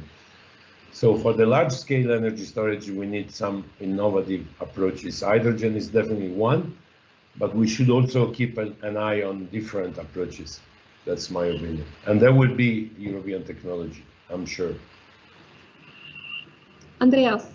I very much hope there will be European technology, and we try to contribute, but market currently is completely in Asia for hydrogen, and I mean, same for battery.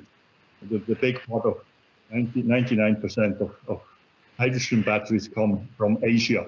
And we have to be careful not to become just an importer, but also to contribute with the science and technology to these markets.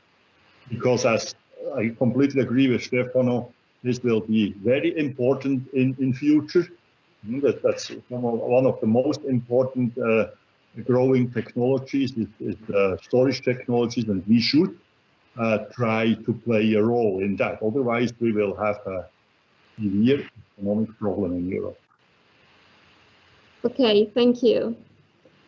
Now it's the time to pass the word to my three colleagues. I'm especially proud to introduce the topics of their talks. Would actually touch specific aspects that have been named in your talks. So we're especially eager to have their contribution.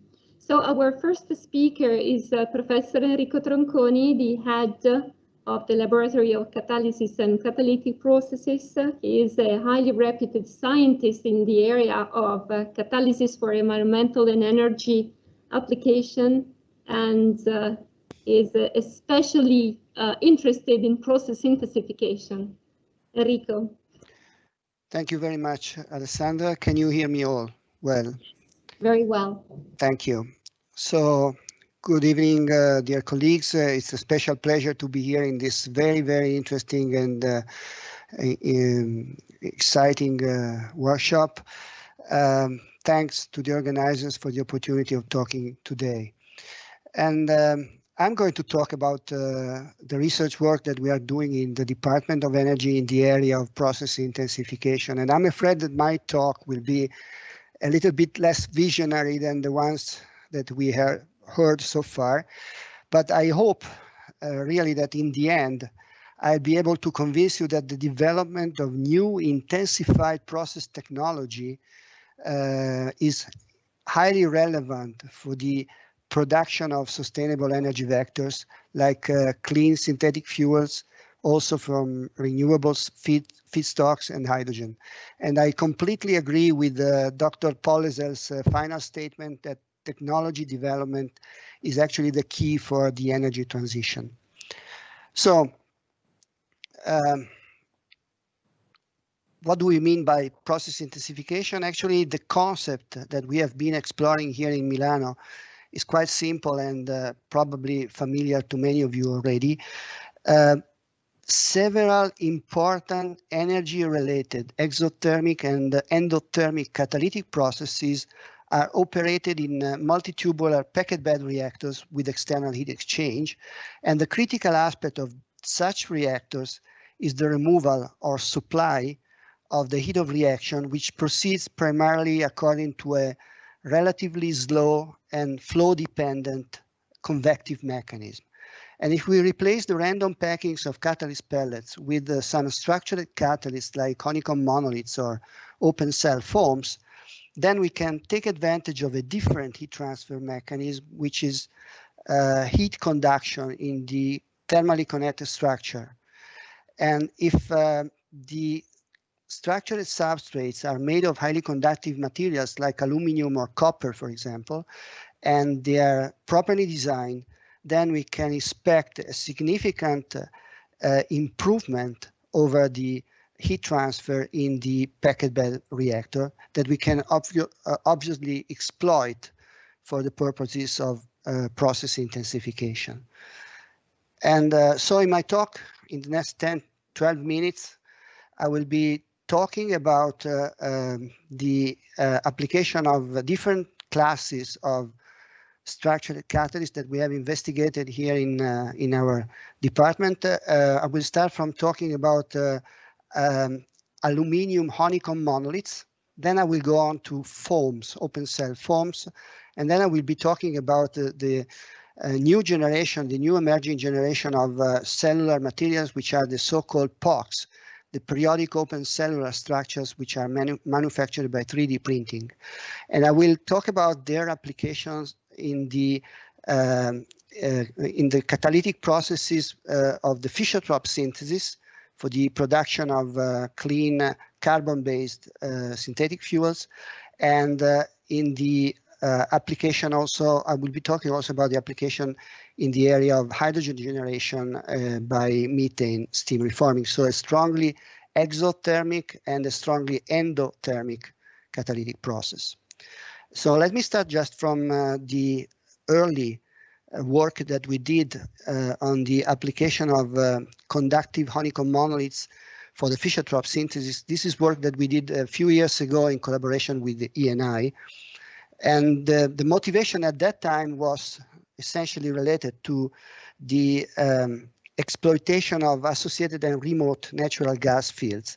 As you know, these are a substantial fraction of the overall worldwide gas reserves, and they are usually, however, far away from the market. So the exploitation is economically unfeasible in many cases, and valorization of these gas fields by GTL processes, so converting the gas into more valuable liquid fuels, would represent an economically viable solution.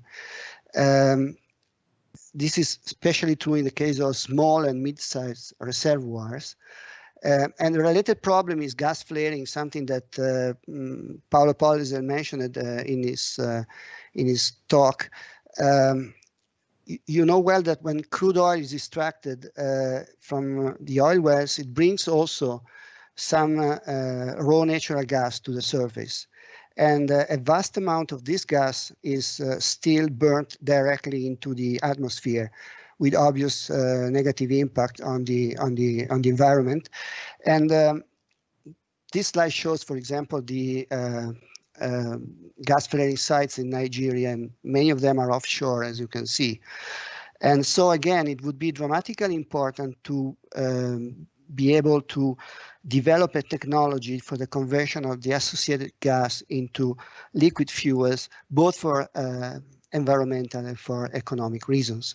And as a matter of fact, this technology does exist already. It's essentially built around the Fischer-Tropsch synthesis, a catalytic reaction which is able to convert syngas into a mixture of hydrocarbons of variable molecular weight, which can then be easily upgraded to high quality liquid fuels. And Fischer-Tropsch is also, however, the key technology for the conversion of biomass to liquid fuels, not only diesel, but also jet fuel and kerosene. So Fischer-Tropsch is an important catalytic technology for the production of energy vectors. And of course, it's not certainly a new technology. It's not a new reaction. It was actually first patented by Professor Franz Fischer in 1923. And Franz Fischer is portrayed here in this picture in his rather messy lab with while smoking a cigar, something that we wouldn't do certainly in our labs nowadays. Fischer-Tropsch technology is commercial, and however, it has been developed primarily for the exploitation of the huge natural gas reservoirs. So it's a big-scale technology. There is a substantial interest in downscaling the Fischer-Tropsch technology to develop small-scale and modular units which can be installed, for example, on offshore platforms, on barges, on FPSO systems. And these units, these small-scale units, cannot be obtained by simply reducing the size of the existing Fischer-Tropsch reactor technologies. There are two technologies nowadays. One is the slurry bubble column technology, which is shown here on the right-hand side. It's intrinsically not modular, very low productivity, cannot be downscaled effectively. The situation is much better for the fixed bed reactor technology, the multitubular packed bed reactor technology, which is shown here. The existing reactors have tubes which are anything between 10 and 20 meters long, and we need to substantially reduce the size of these units in order to install them onto offshore platforms, for example. This is a problem, however, because if we shorten the tubes, we will proportionally reduce also the flow velocity in the reactor tube, and this will drastically adversely affect the convective heat transfer inside the packed bed, inside the packed bed reactors, inside the catalyst bed. And this is a big difficulty with the Fischer-Tropsch synthesis, because the key issue in Fischer-Tropsch is exactly the removal of the heat of reaction. In fact, this is a reaction which is not only strongly exothermic, but it's also highly temperature sensitive, and has to be operated in a very narrow temperature window in order to control the selectivity, to prevent the activation of the catalyst, in order to prevent thermal runaway of the reactor. So we need to be able to effectively remove the heat of reaction. And it's not surprising that there has been a lot of effort in the last several years in the area of catalytic reactor technology in order to develop solutions to improve the heat transfer in Fischer-Tropsch fixed bed reactors using structured catalysts. For example, the Delft Catalysis Engineering Group have proposed the adoption of cross-flow structures to promote convective heat transfer by increasing the radial flow in the reactor tubes. Actually, what we have done is to take another approach in Milano. We have adopted conductive monolith catalysts. So we have moved from convection to conduction as the primary heat transfer mechanism in the reactor. And this is part of a project that we, of a collaborative project that we have been running together with ENI in some years ago. I will just focus on the final results related to pilot scale testing of this concept. What we have done is to use aluminum honeycomb monoliths, extruded aluminum honeycomb monoliths that we have packed with a very active cobalt-based Fischer-Tropsch catalyst, 300 micron particles, in order to enable a sufficient catalyst inventory.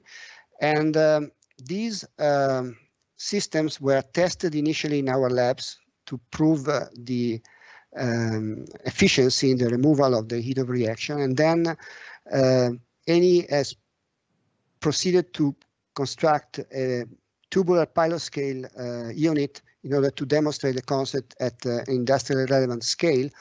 1 meter long tube, more or less 1 inch in diameter, with a cooling jacket with an oil-based coolant.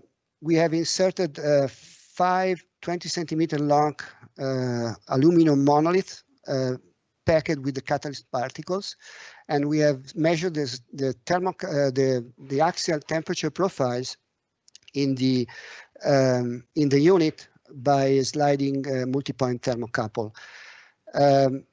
Just a few results. We have been able to achieve a conversion of CO per pass around 70%, which is indeed quite high for the unit, for the size of the unit. And remarkably, this is compatible with a once-through operation of the process without any recycle of unconverted gases, which is what is needed essentially for installation into for example, offshore platforms. And the temperature profile was actually quite well behaved, with very modest temperature gradients along the axial distance of the reactor, only very limited temperature gradients. And this was, to our knowledge, the very first demonstration of the concept of conductive structured catalysts to the Fischer-Tropsch synthesis. But we have moved on from this concept, and we have proceeded to investigate a second generation of conductive structured catalysts based on open cell forms. And I would like to mention that we have not been the only ones to move from honeycombs to foams. This is a picture that I took last year at the NASA Space Center in Houston. It's an exhibit showing that NASA replaced aluminum honeycombs with aluminum foams as materials for protective shields in aerospace applications. Of course, we are interested in foams for other purposes. Foams are cellular materials made of a variety of different, they are commercially available in a variety of different ceramic and metallic fabrication materials. They have very high surface areas per unit volume. They are very high porosities, so they are quite interesting as potential catalyst carriers. But what is really interesting for us is that they have, just like honeycomb, a thermally connected structure. And so if we consider aluminum or copper foams, which are commercially available, then you can expect that they can provide a very effective conductive pathway for heat transport.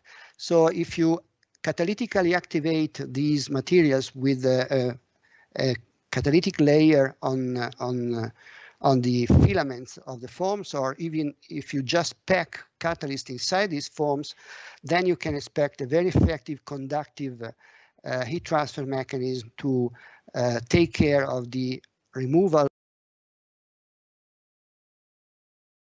in catalytic applications. And this is what we have also demonstrated for the Fischer-Tropsch synthesis. We have used aluminum commercial foams packed with in-house made cobalt-based catalyst, 300 micron particles in this case. And we have tested these systems in our labs in comparison to a conventional reactor configuration where we have packed exactly the same catalyst without the aluminum foams, and we have tested this system in the same conditions. Now, in the case of the packed foam reactor, we were indeed able to go up to very high CO conversion per pass, again approaching 70%, our target, without any major difficulty in controlling the temperature in the reactor.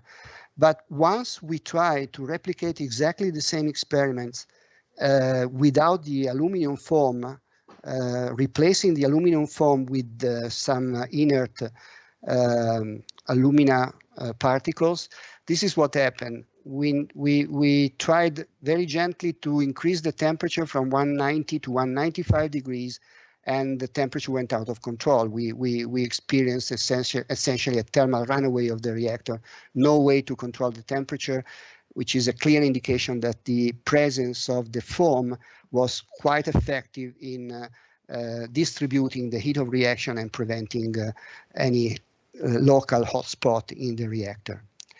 And this is indeed confirmed by the measurement of the temperature profiles in the reactor, which show very flat behaviors with almost negligible temperature gradients, even if the overall thermal duty in the process in our experiments went up to even 1.4 megawatts per cubic meter, which is quite a high value. And now we're busy with the third generation of the structured systems, which are the periodic open cellular structures. In contrast to the random nature of the forms, here we have regular structures which are obtained by just replicating in space a well-defined unit cell and a well-defined elementary unit cell. This is an example. We have many possible different geometries for the unit cells, and for each one of them we can then manufacture a structure by 3D printing.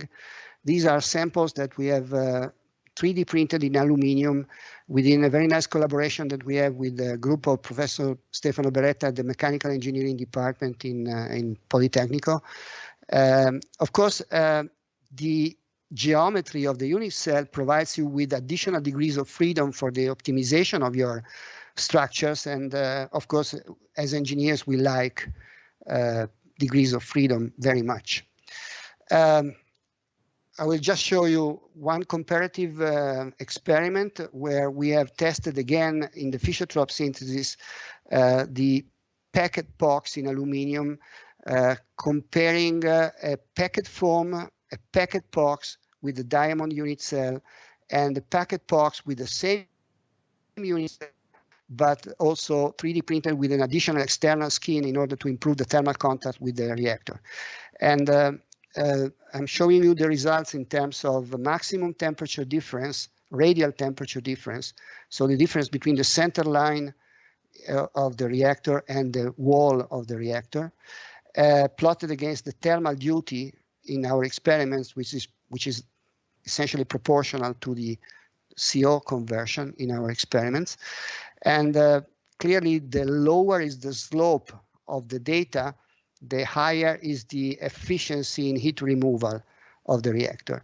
And it turns out very clearly that the packet foam with the packet box with the skin, the data are represented by these yellow triangles, was able to outperform both the packet foam and the packet box without the skin, clearly due to the improved thermal contact. So quite promising results to show that we can make reactors compact and we can handle the strong exothermicity of the Fischer-Tropsch reactor adopting this strategy. We have now acquired a semi-pilot Fischer-Tropsch rig with a cooled reactor, bigger scale than the ones that we have been testing so far. The rig is currently under testing in the manufacturing site in Madrid, Spain. And, if COVID permits, we hope that we will be able to install it soon in the B18 lab in our department to test this concept at a more representative scale closer to the industrial units. I know that my time is up. I want just to mention briefly that we have adopted the same strategy also for a strongly endothermic energy-related reaction, which is the methane steam reforming for the production of syngas and hydrogen. In view of the different temperatures, the much higher temperatures here, we have used copper foams instead of aluminum foams, but the idea is exactly the same. We have packed the foams with rhodium-based catalyst particles, and we have tested these systems in comparison to a conventional packet bed reactor configuration.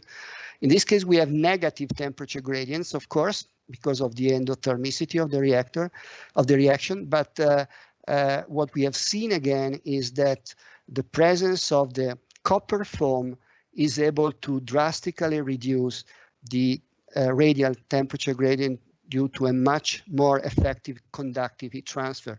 We have reduced the temperature gradients, the maximum temperature, radial temperature difference from about 150 degrees to less than 60 degrees in our experiments. So it works also in reverse, this concept. And so let me come to a conclusion to wrap up. Just a couple of messages here.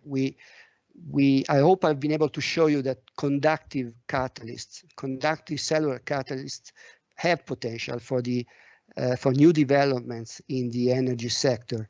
And I have shown you results only related to the GTL, to the area of GTL processes and in the area of hydrogen and syngas production.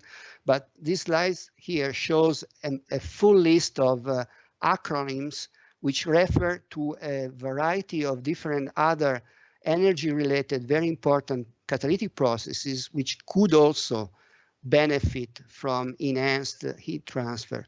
And one example for all is the COX hydrogenation for power-to-gas application. This is also a strongly exothermic catalytic process which badly needs new process technology to take care of the extreme exotherms associated with the hydrogenation of CO and CO2.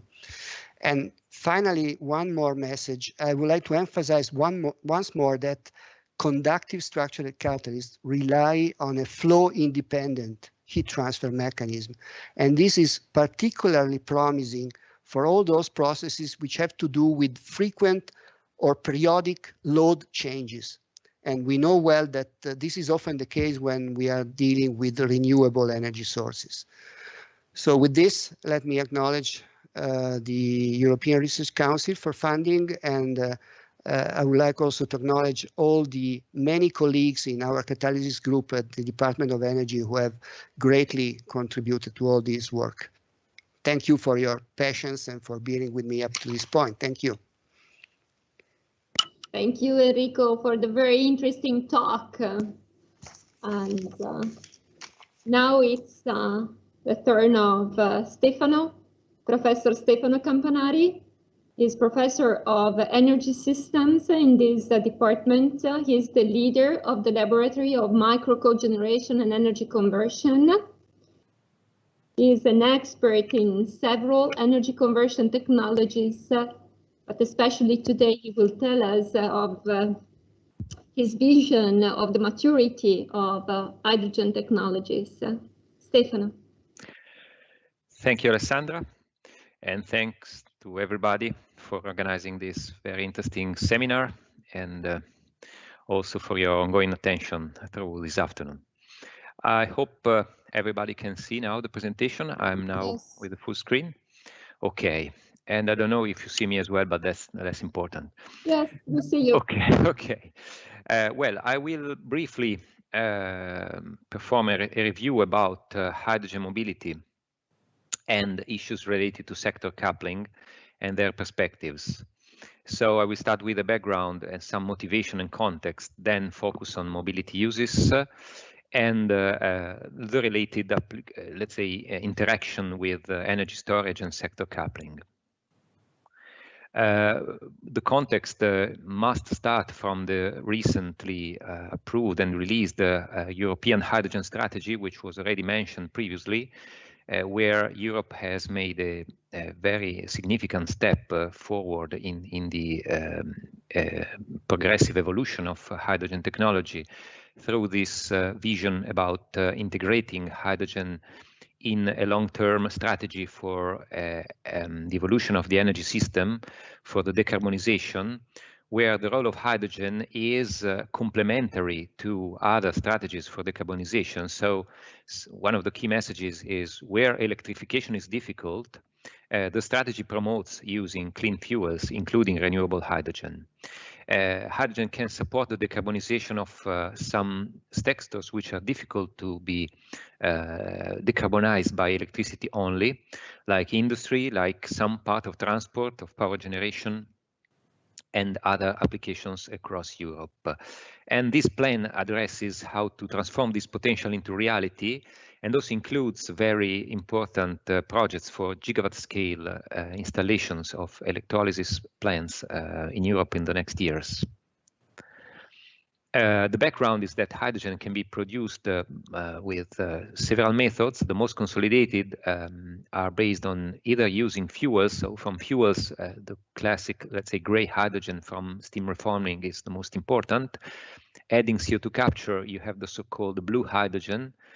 And remaining in this kind of color representation, you move to green hydrogen when you typically use electricity, at least when this electricity is clean as well, so comes from renewables. Opportunities come in this second case when high renewable energy scenarios are in place where electrical conversion into hydrogen may help balancing the electrical grid and also may help exploiting excess electricity, which would not be able otherwise to reach some sectors which are typically difficult to be decarbonized. There's an ongoing and steady improvement of performance and decrease of cost in the latest years for electrolysis. So the idea is that it could become increasingly competitive in the future. It is plausible to expect a role for both blue hydrogen and green hydrogen, so the decarbonized hydrogen from fuel and green hydrogen from renewables in the future, where blue hydrogen can be produced with pretty consolidated and well-known technologies. It requires CO2 capture. On the other hand, green hydrogen requires a deep industrialization of very large scale electrolysis, and of course the contemporaneous massive deployment of renewables. Some first gigawatt scale projects on electrolysis have been announced, like the NEOM project in Saudi Arabia.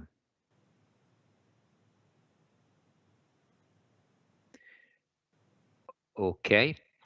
Well, there are some interesting projections that show that the favorable long-term cost could be achieved by these techniques, of course, depending on the evolution of the specific cost for electrolyzers, and also depending on the evolution of the specific cost of renewable electricity as well.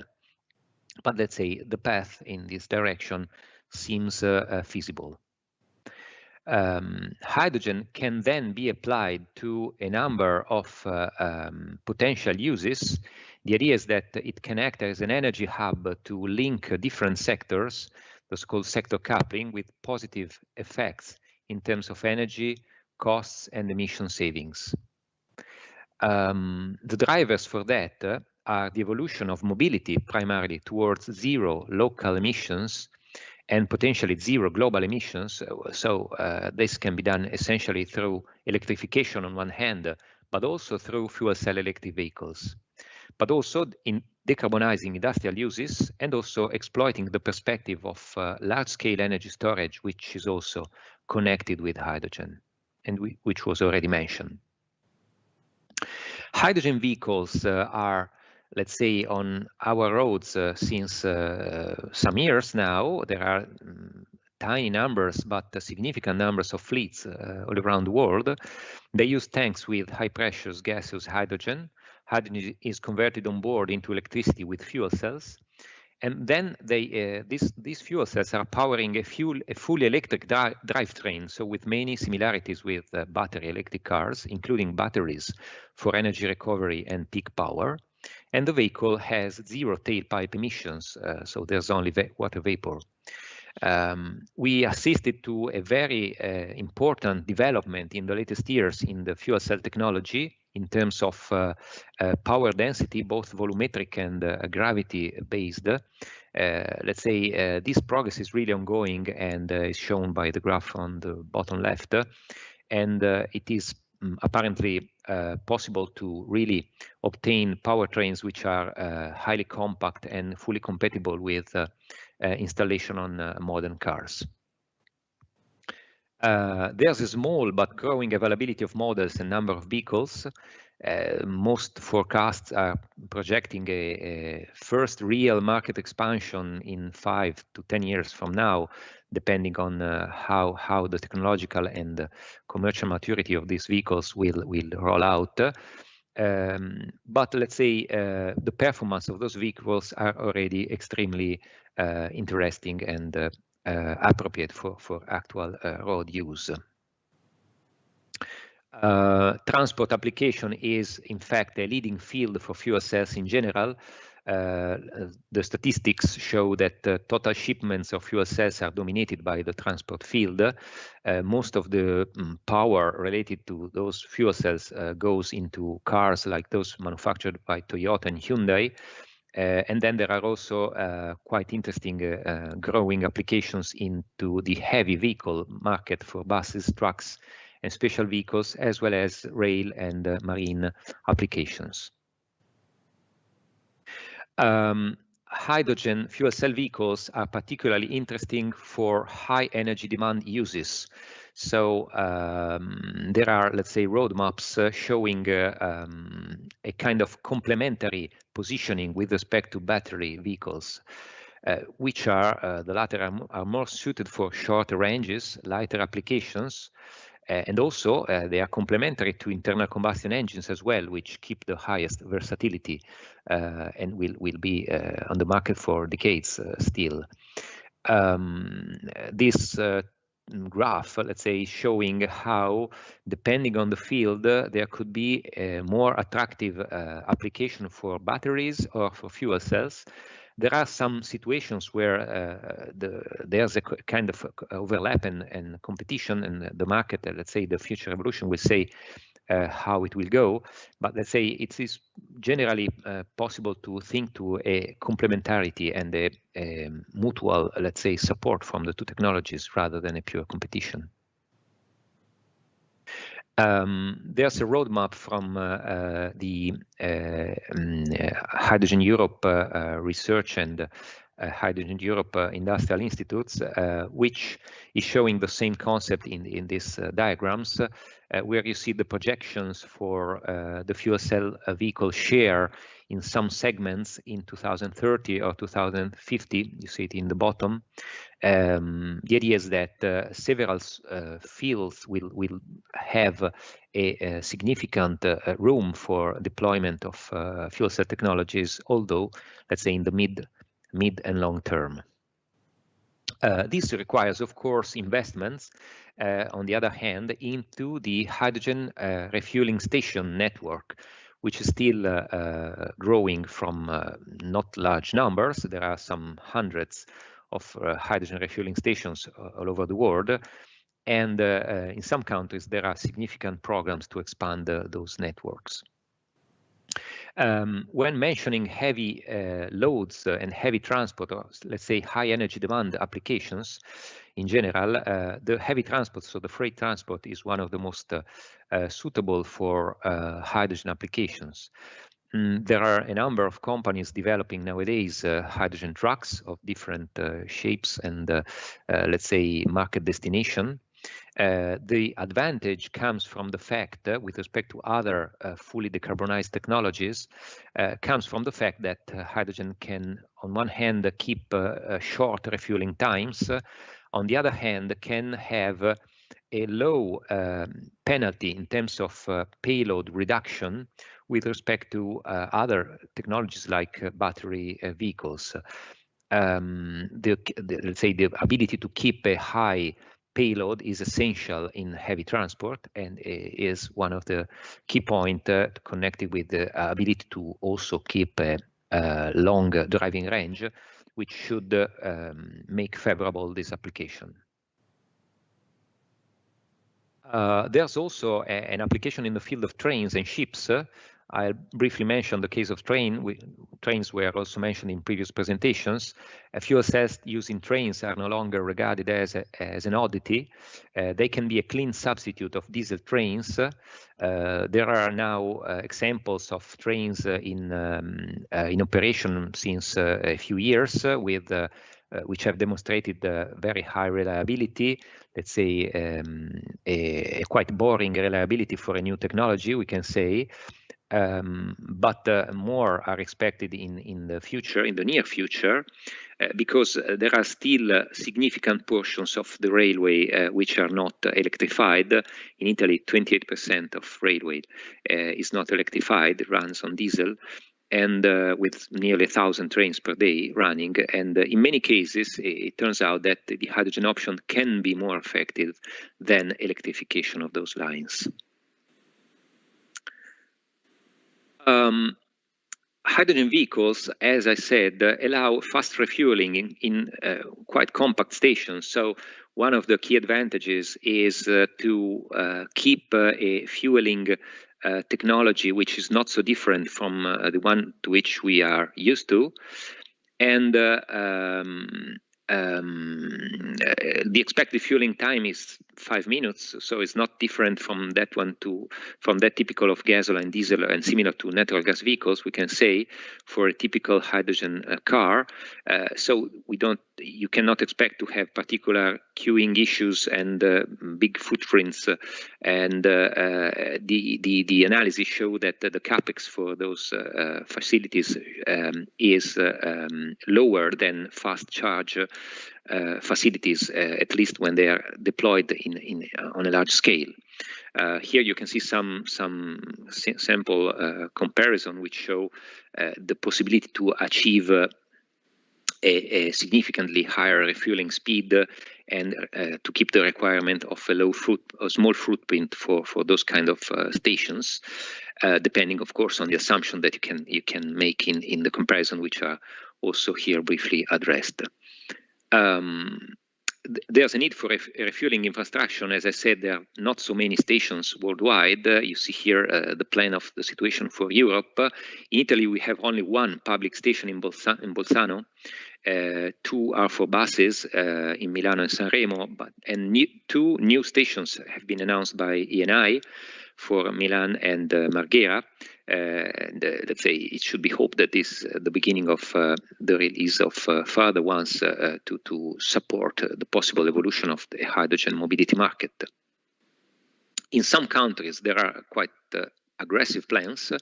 Germany stands out in this framework. In Germany, there's a plan for 400 stations by 2025, and there's a quite aggressive hydrogen strategy, which is having on the deployment of hydrogen refueling stations one of its key points.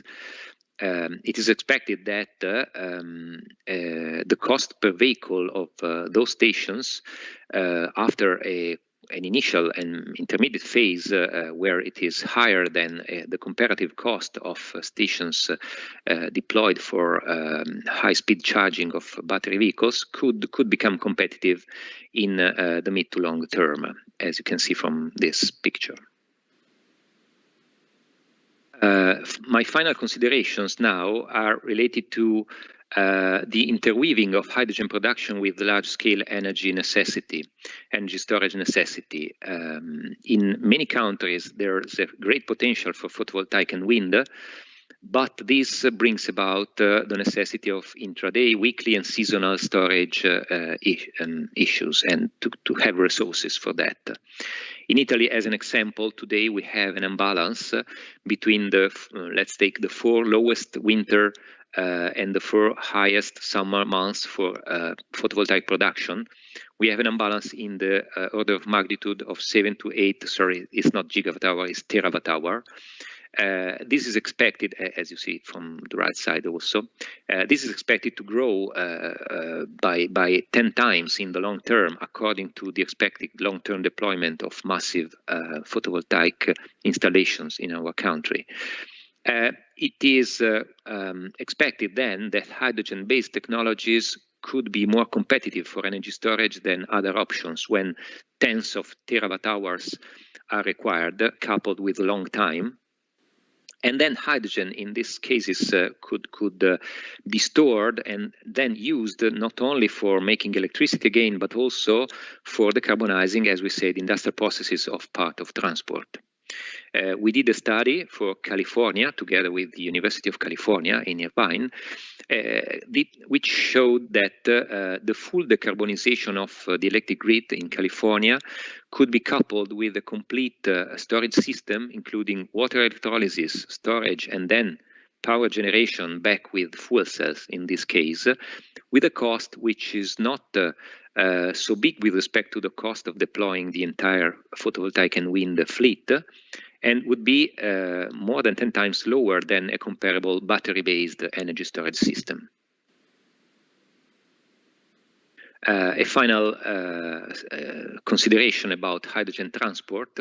Hydrogen can be transported on the road. Nowadays it goes on tube trailers, but in perspective, for large quantities, it can be transported with pipelines, and that could renovate and make use of a current and valuable natural gas infrastructure that we have in most countries, and especially we have a quite big one in Italy. This allows an effective energy interconnection between production and use sites, and would be especially important in countries like ours, which have a large geographical and seasonal oscillation in renewables electricity production. And this can usefully complement and be sometimes less problematic than building new electric lines. This, let's say, simple image shows that with a single pipeline, nearly 1 meter in diameter, you can transport an amount of energy which is similar to that of 6 to 8 high voltage power lines, in many cases with less problems in let's say, social acceptance for that. Okay, thank you for your attention. Thank you, Stefano, for the very, very comprehensive and detailed analysis. Now it's the turn of Maurizio. Maurizio, sorry for being so late, but be confident we still have a lot of people connected and eager to listen to you. Let me introduce Maurizio Delfanti, Professor of Electrical Systems at Politecnico di Milano.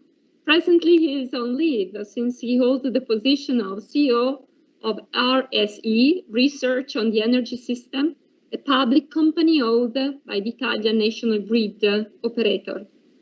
Maurizio.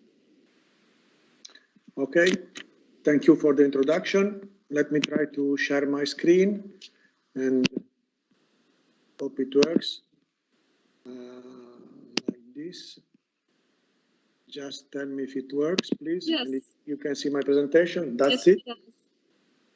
And so I'm honored to be here to discuss about the issues you've been talking during the seminar, and I listened to all the presentation, and especially the last one was more than interesting to me because there's a kind of competition, like Stefano said, between the two different technologies, as you put here, different challenges and opportunities for different energy vectors. So unfortunately, my talk is not about hydrogen and electricity, and I will touch points relevant to electric mobility, something about the current status and challenges which are ahead of us for going into the future of the transition. Okay.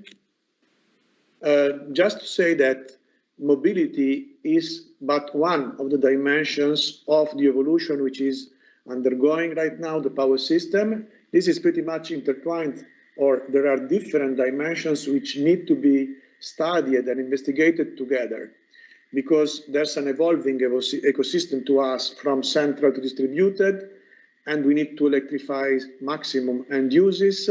And so in the last years, decarbonization is clearly the new key driver.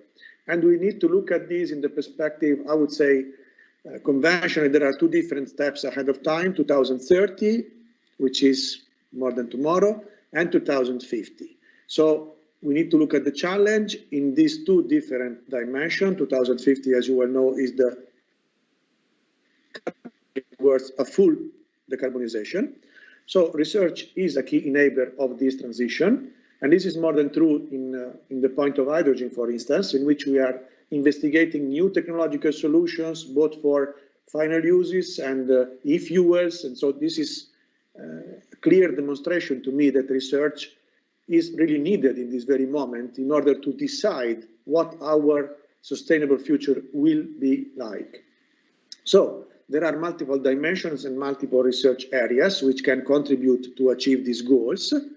But to me, all these research areas need to be investigated together, or at least there has to be a comprehensive view of these dimensions.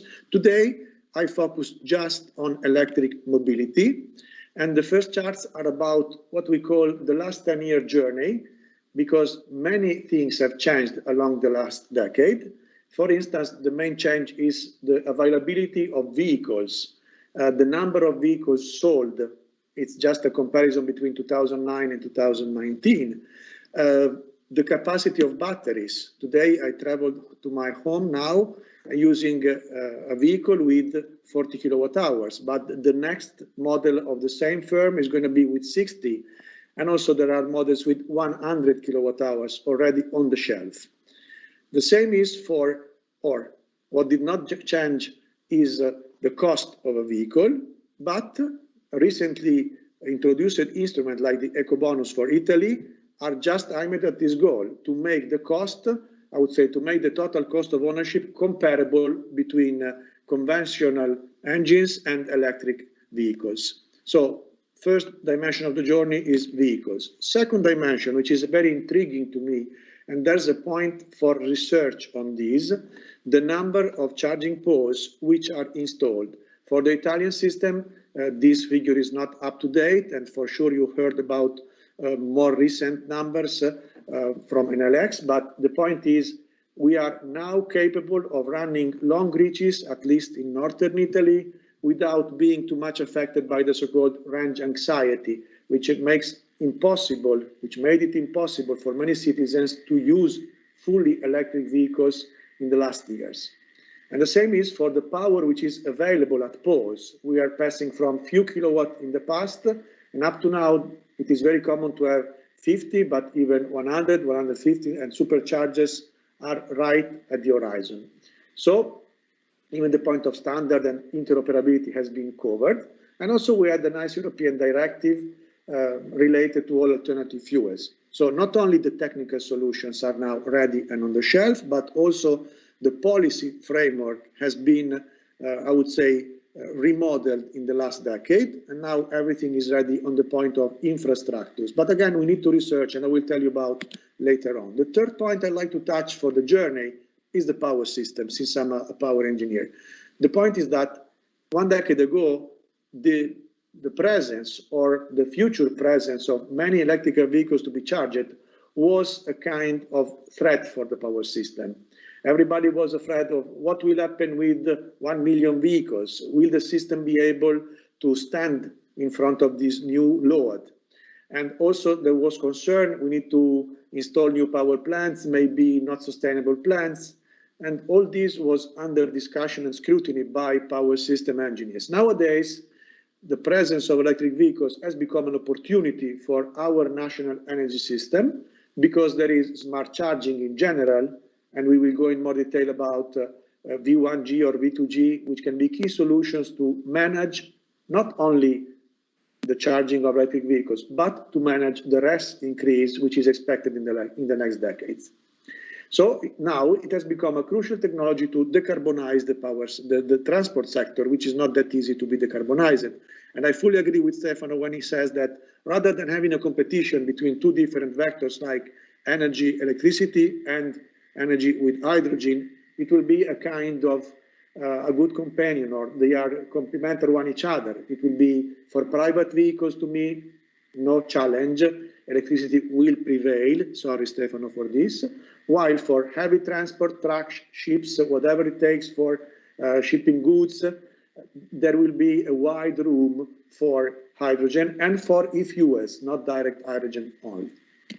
So what is the role of our company, which is a public research center?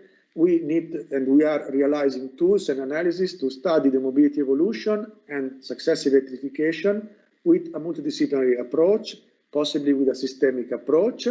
The very goal for RSE, which is not exactly the same, but very similar to Politecnico di Milano Department of Energy, is not only research in itself, but also to provide to the stakeholders, which is not only policymakers, it's industry, operators, other researchers, final users, and policymakers with data, results, and technical advices.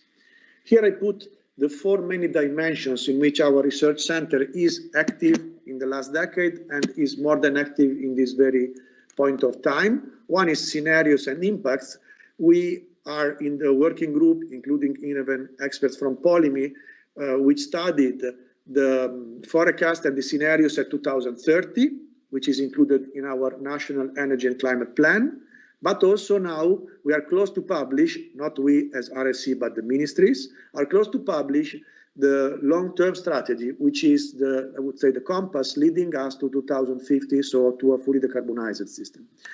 Also, we are very active in technology comparison and LCA, using electric vehicles, traditional vehicles, maybe hydrogen vehicles. Also, we are trying to support policymakers in order to make hurdles and obstacles for final users easier to be overcome. This has to do with interoperability, already done. Standards, we are also supporting the preparation of new standards for domestic recharging, for instance, lowering costs as far as possible. 4th point, mobility models. We are evaluating different mobility policies, which has to do not only with private transport system, but local transport system, public transport systems, how all these has to be modeled and has to be shaped in order to go towards a more environmental sustainable transport system. As I said, support to policymakers. I will make it short, but the point for RSC is that our research has to be an instrument for technological development on the one side and for policy making. So we need to be robust in our results, impartial, using a system approach, so giving equal opportunities to all reasonable technologies, exactly like introduced by the director Giovanni Lozza at the beginning of the seminar. We need to bring forward innovation with the scientific approach for sure, and participation, which means we need to make our research results as far as possible public, available to all stakeholders, in order for each and every of these stakeholders to make their decisions, which can be policies, but also business plans, business perspectives, in the more possible sound data in their hands. We have nowadays 2 main experiences. One is with the Ministry of Economic Development. As I told you, we are active in the automotive table. We are preparing the Piattaforma Unica Nazionale, which is going to be an app for cell phones for individuating charging poles, and with many, I would say, hurdles to take on in the research side. Also, we are studying possible support schemes, which is not only the so-called eco bonus or the bonus for lowering the capex, but also we are studying other systems, and I will go in detail about these studies and analysis for the so-called V2G decree, which is now reality in Italy in the last 6 months. Also, we are very close to the National Authority for Regulation of Power System, which includes not only power system, but even energy at all and networks. Here we are working in some focus groups, which are collecting data about private charging, public charging, and technical perspective at large. I can anticipate that one of the conclusions of this focus group will be in the next month. Probably we have a new resolution which allows to recharge cars in private homes during the night, doubling the contract power at no expense for Italian citizens. This is the first result of these working groups. Now, I go back to the main point, which is which are the main directions for the future in terms of research. And I listed some key topics, which in my feeling is what we need to investigate in the next years. One point is the impact on the distribution grid. This is strongly depending on the local characteristics of the network itself. We need to understand how the charging model can evolve. So there is domestic, and our forecast is more than 3 million domestic poles. There are hubs of very high power charging. Again, we need to investigate which can be the impact of combining the 2 different technological solutions, so small power poles, big power hubs, but also how we use these poles, that we need to have smart solution to limit the impact And for instance, limiting the impact, as by the chart on the right, means in essence that we try to develop smart systems in order to exploit maximum existing infrastructures prior to need new infrastructures, because new infrastructures, bear it in mind please, are going to be paid not only by electric drivers like myself, but by all citizens. So we need to be very careful about this in order to avoid an excessive impact on bills. The second point, which is to me more intriguing or more modern, it is the use of electric vehicles like flexible loads, like positive contributors to the stability of the power system. If you look at figures, they are to me amazing, because if you look at 2030, according to more recent forecast, we need an amount of 55 to 60 gigawatt hours of storage capacity for the power system. So the first part of the slide is what the power system needs. The second part is, can electric vehicle be of help in this need of the system? Yes, they can, because if we assume that we will have 4 million of pure electric vehicles at 2030, which is again one of the perspectives of our National Energy and Climate Plan. So it's not just a dream. It is something that the Italian system is committed to in the next decade. Then we're going to have more, theoretically, more than 150 gigawatt hours of storage, which is 3 times what the system needs. Again, look at this like on a theoretical side. We will see that we need to look in practice how much of this storage capacity will really be available for the system. So second key topic is flexible load. Again, on the second key topic, this has many dimensions. Domestic charging can be an important part of the strategy. For domestic charging, we are talking about what we call V1G, which means vehicles can simply lower their recharging cycles in order to be flexible in front of the grid. This will be a source for a huge amount of capacity for flexibility. And the benefits to me are very clear. It will become a controllable load, and so a flexible load. And also we have more security for users which are charging at home. How can we get there? This is an important dimension of our research. We look at the instruments which are needed. We need to support economically, and this will be done, I think, before the end of this year, the installation of smart wall boxes at home, instead of ordinary wall boxes, which are not going to be controllable by the power system. Also, we have a project going on, and one of these partners is already on the scene of the seminar today. The point is to experiment together with a charging infrastructure manufacturer and a vehicle manufacturer, so Nissan in our case. We have 2 electric vehicles which are being tested in the last year using different real profiles. For instance, daytime charge at the workplace, which is what I personally do every day, and then night charge at home. But also we are experimenting more complex model like company cars, multiple users. In this case, we are testing vehicle to grid function, which is simple, and also vehicle to home, because we imagine that exploiting the 40 kilowatt hour battery of my car can be of support not only for the grid as a whole, but also for my personal business if I have a PV panel at home, for instance. In this point, I would like to spend a few words about vehicle to grid studies. Here is the difference between V1G and V2G. This difference is mainly related to cost, because home recharging poles do still have a limited cost if you provide them with V1G capability and not V2G.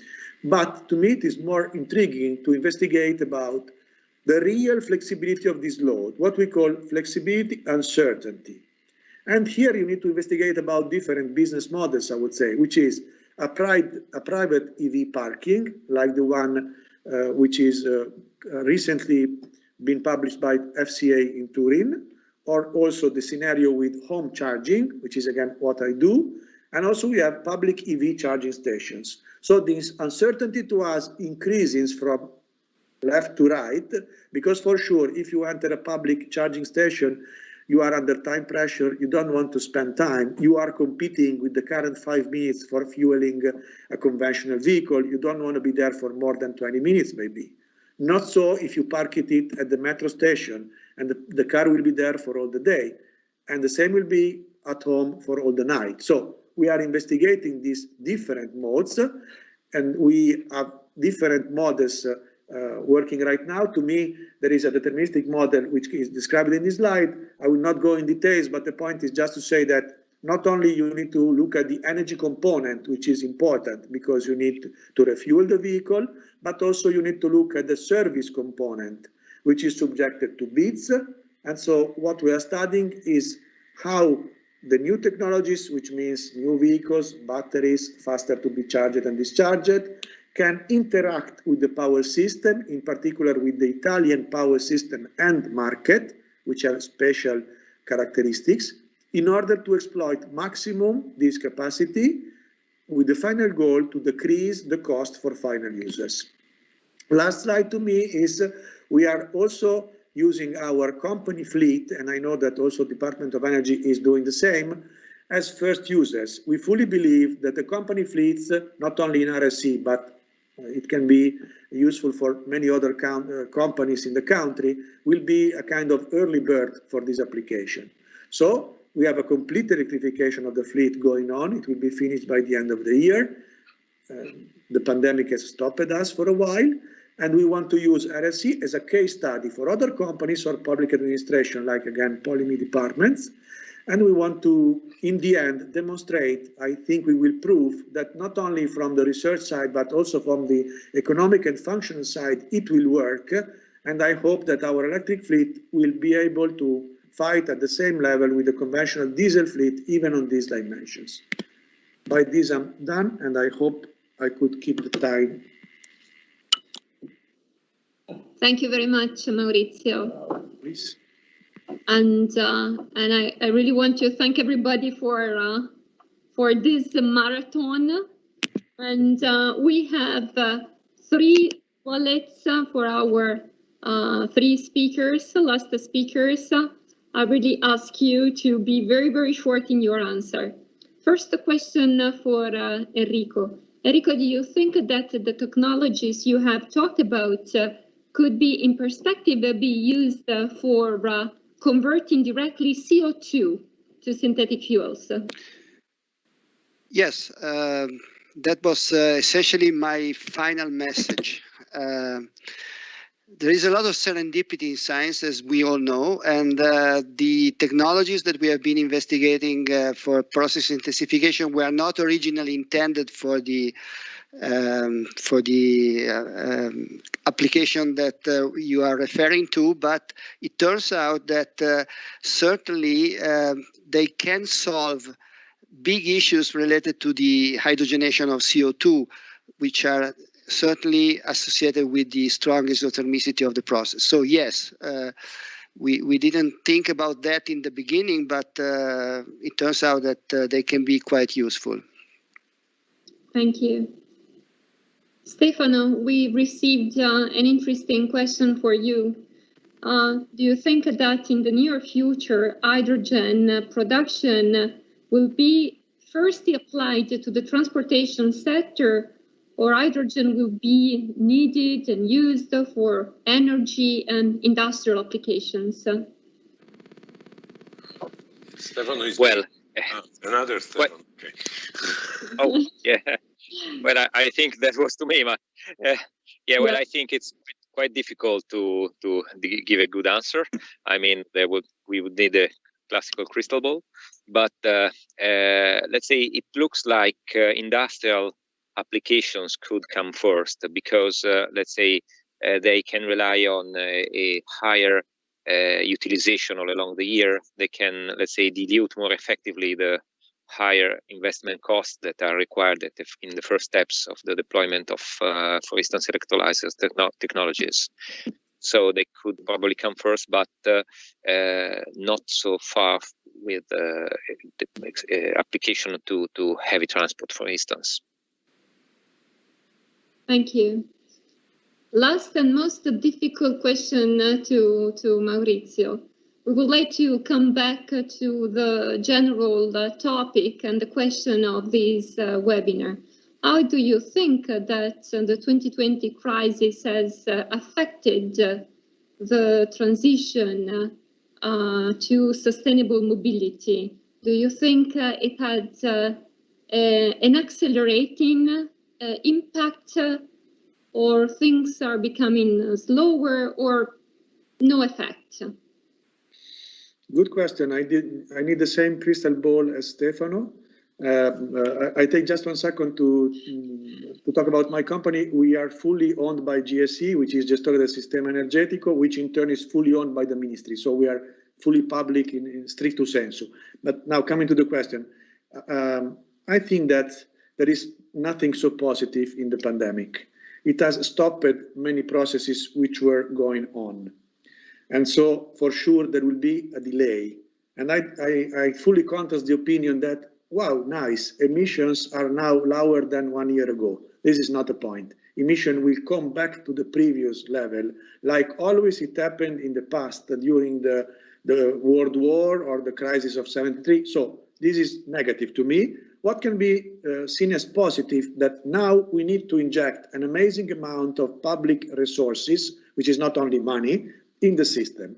So given that, we can address this gigantic amount of money in a more sustainable direction. So this is what we can do. This is the way we as researchers can exploit this point of time and this chance in order to address policymakers in a more sustainable manner. Thank you very much, Maurizio, for this closure. It's really late, and I don't think we have time to proceed with the question and answer session, but we have collected several questions from the audience, and we will deliver them to the speakers. And then hopefully we will make an open and public document out of these question and answers. So let me thank all the attendees of this webinar for their faithful attendance. And especially let me thank all the speakers of today, our advisors, our colleagues from the department. Unfortunately, we are not together. We cannot shake hands, but still we are planning to deliver a token of appreciation, at least for Christmas, to all of you. We will meet again, our advisors, tomorrow for our internal session of discussion with the research groups. But again, let me thank you and for the great contribution that you have given to the communication on this important topic. Thank you very much. Bye-bye. Thank you. Bye-bye. Thanks, everybody. Bye-bye. Thank you very much. Organization. Bye. All the best. Bye. Bye. Thank you, Alex. Thank you, Stefano. Thank you. Thank you for the opportunity. Bye-bye.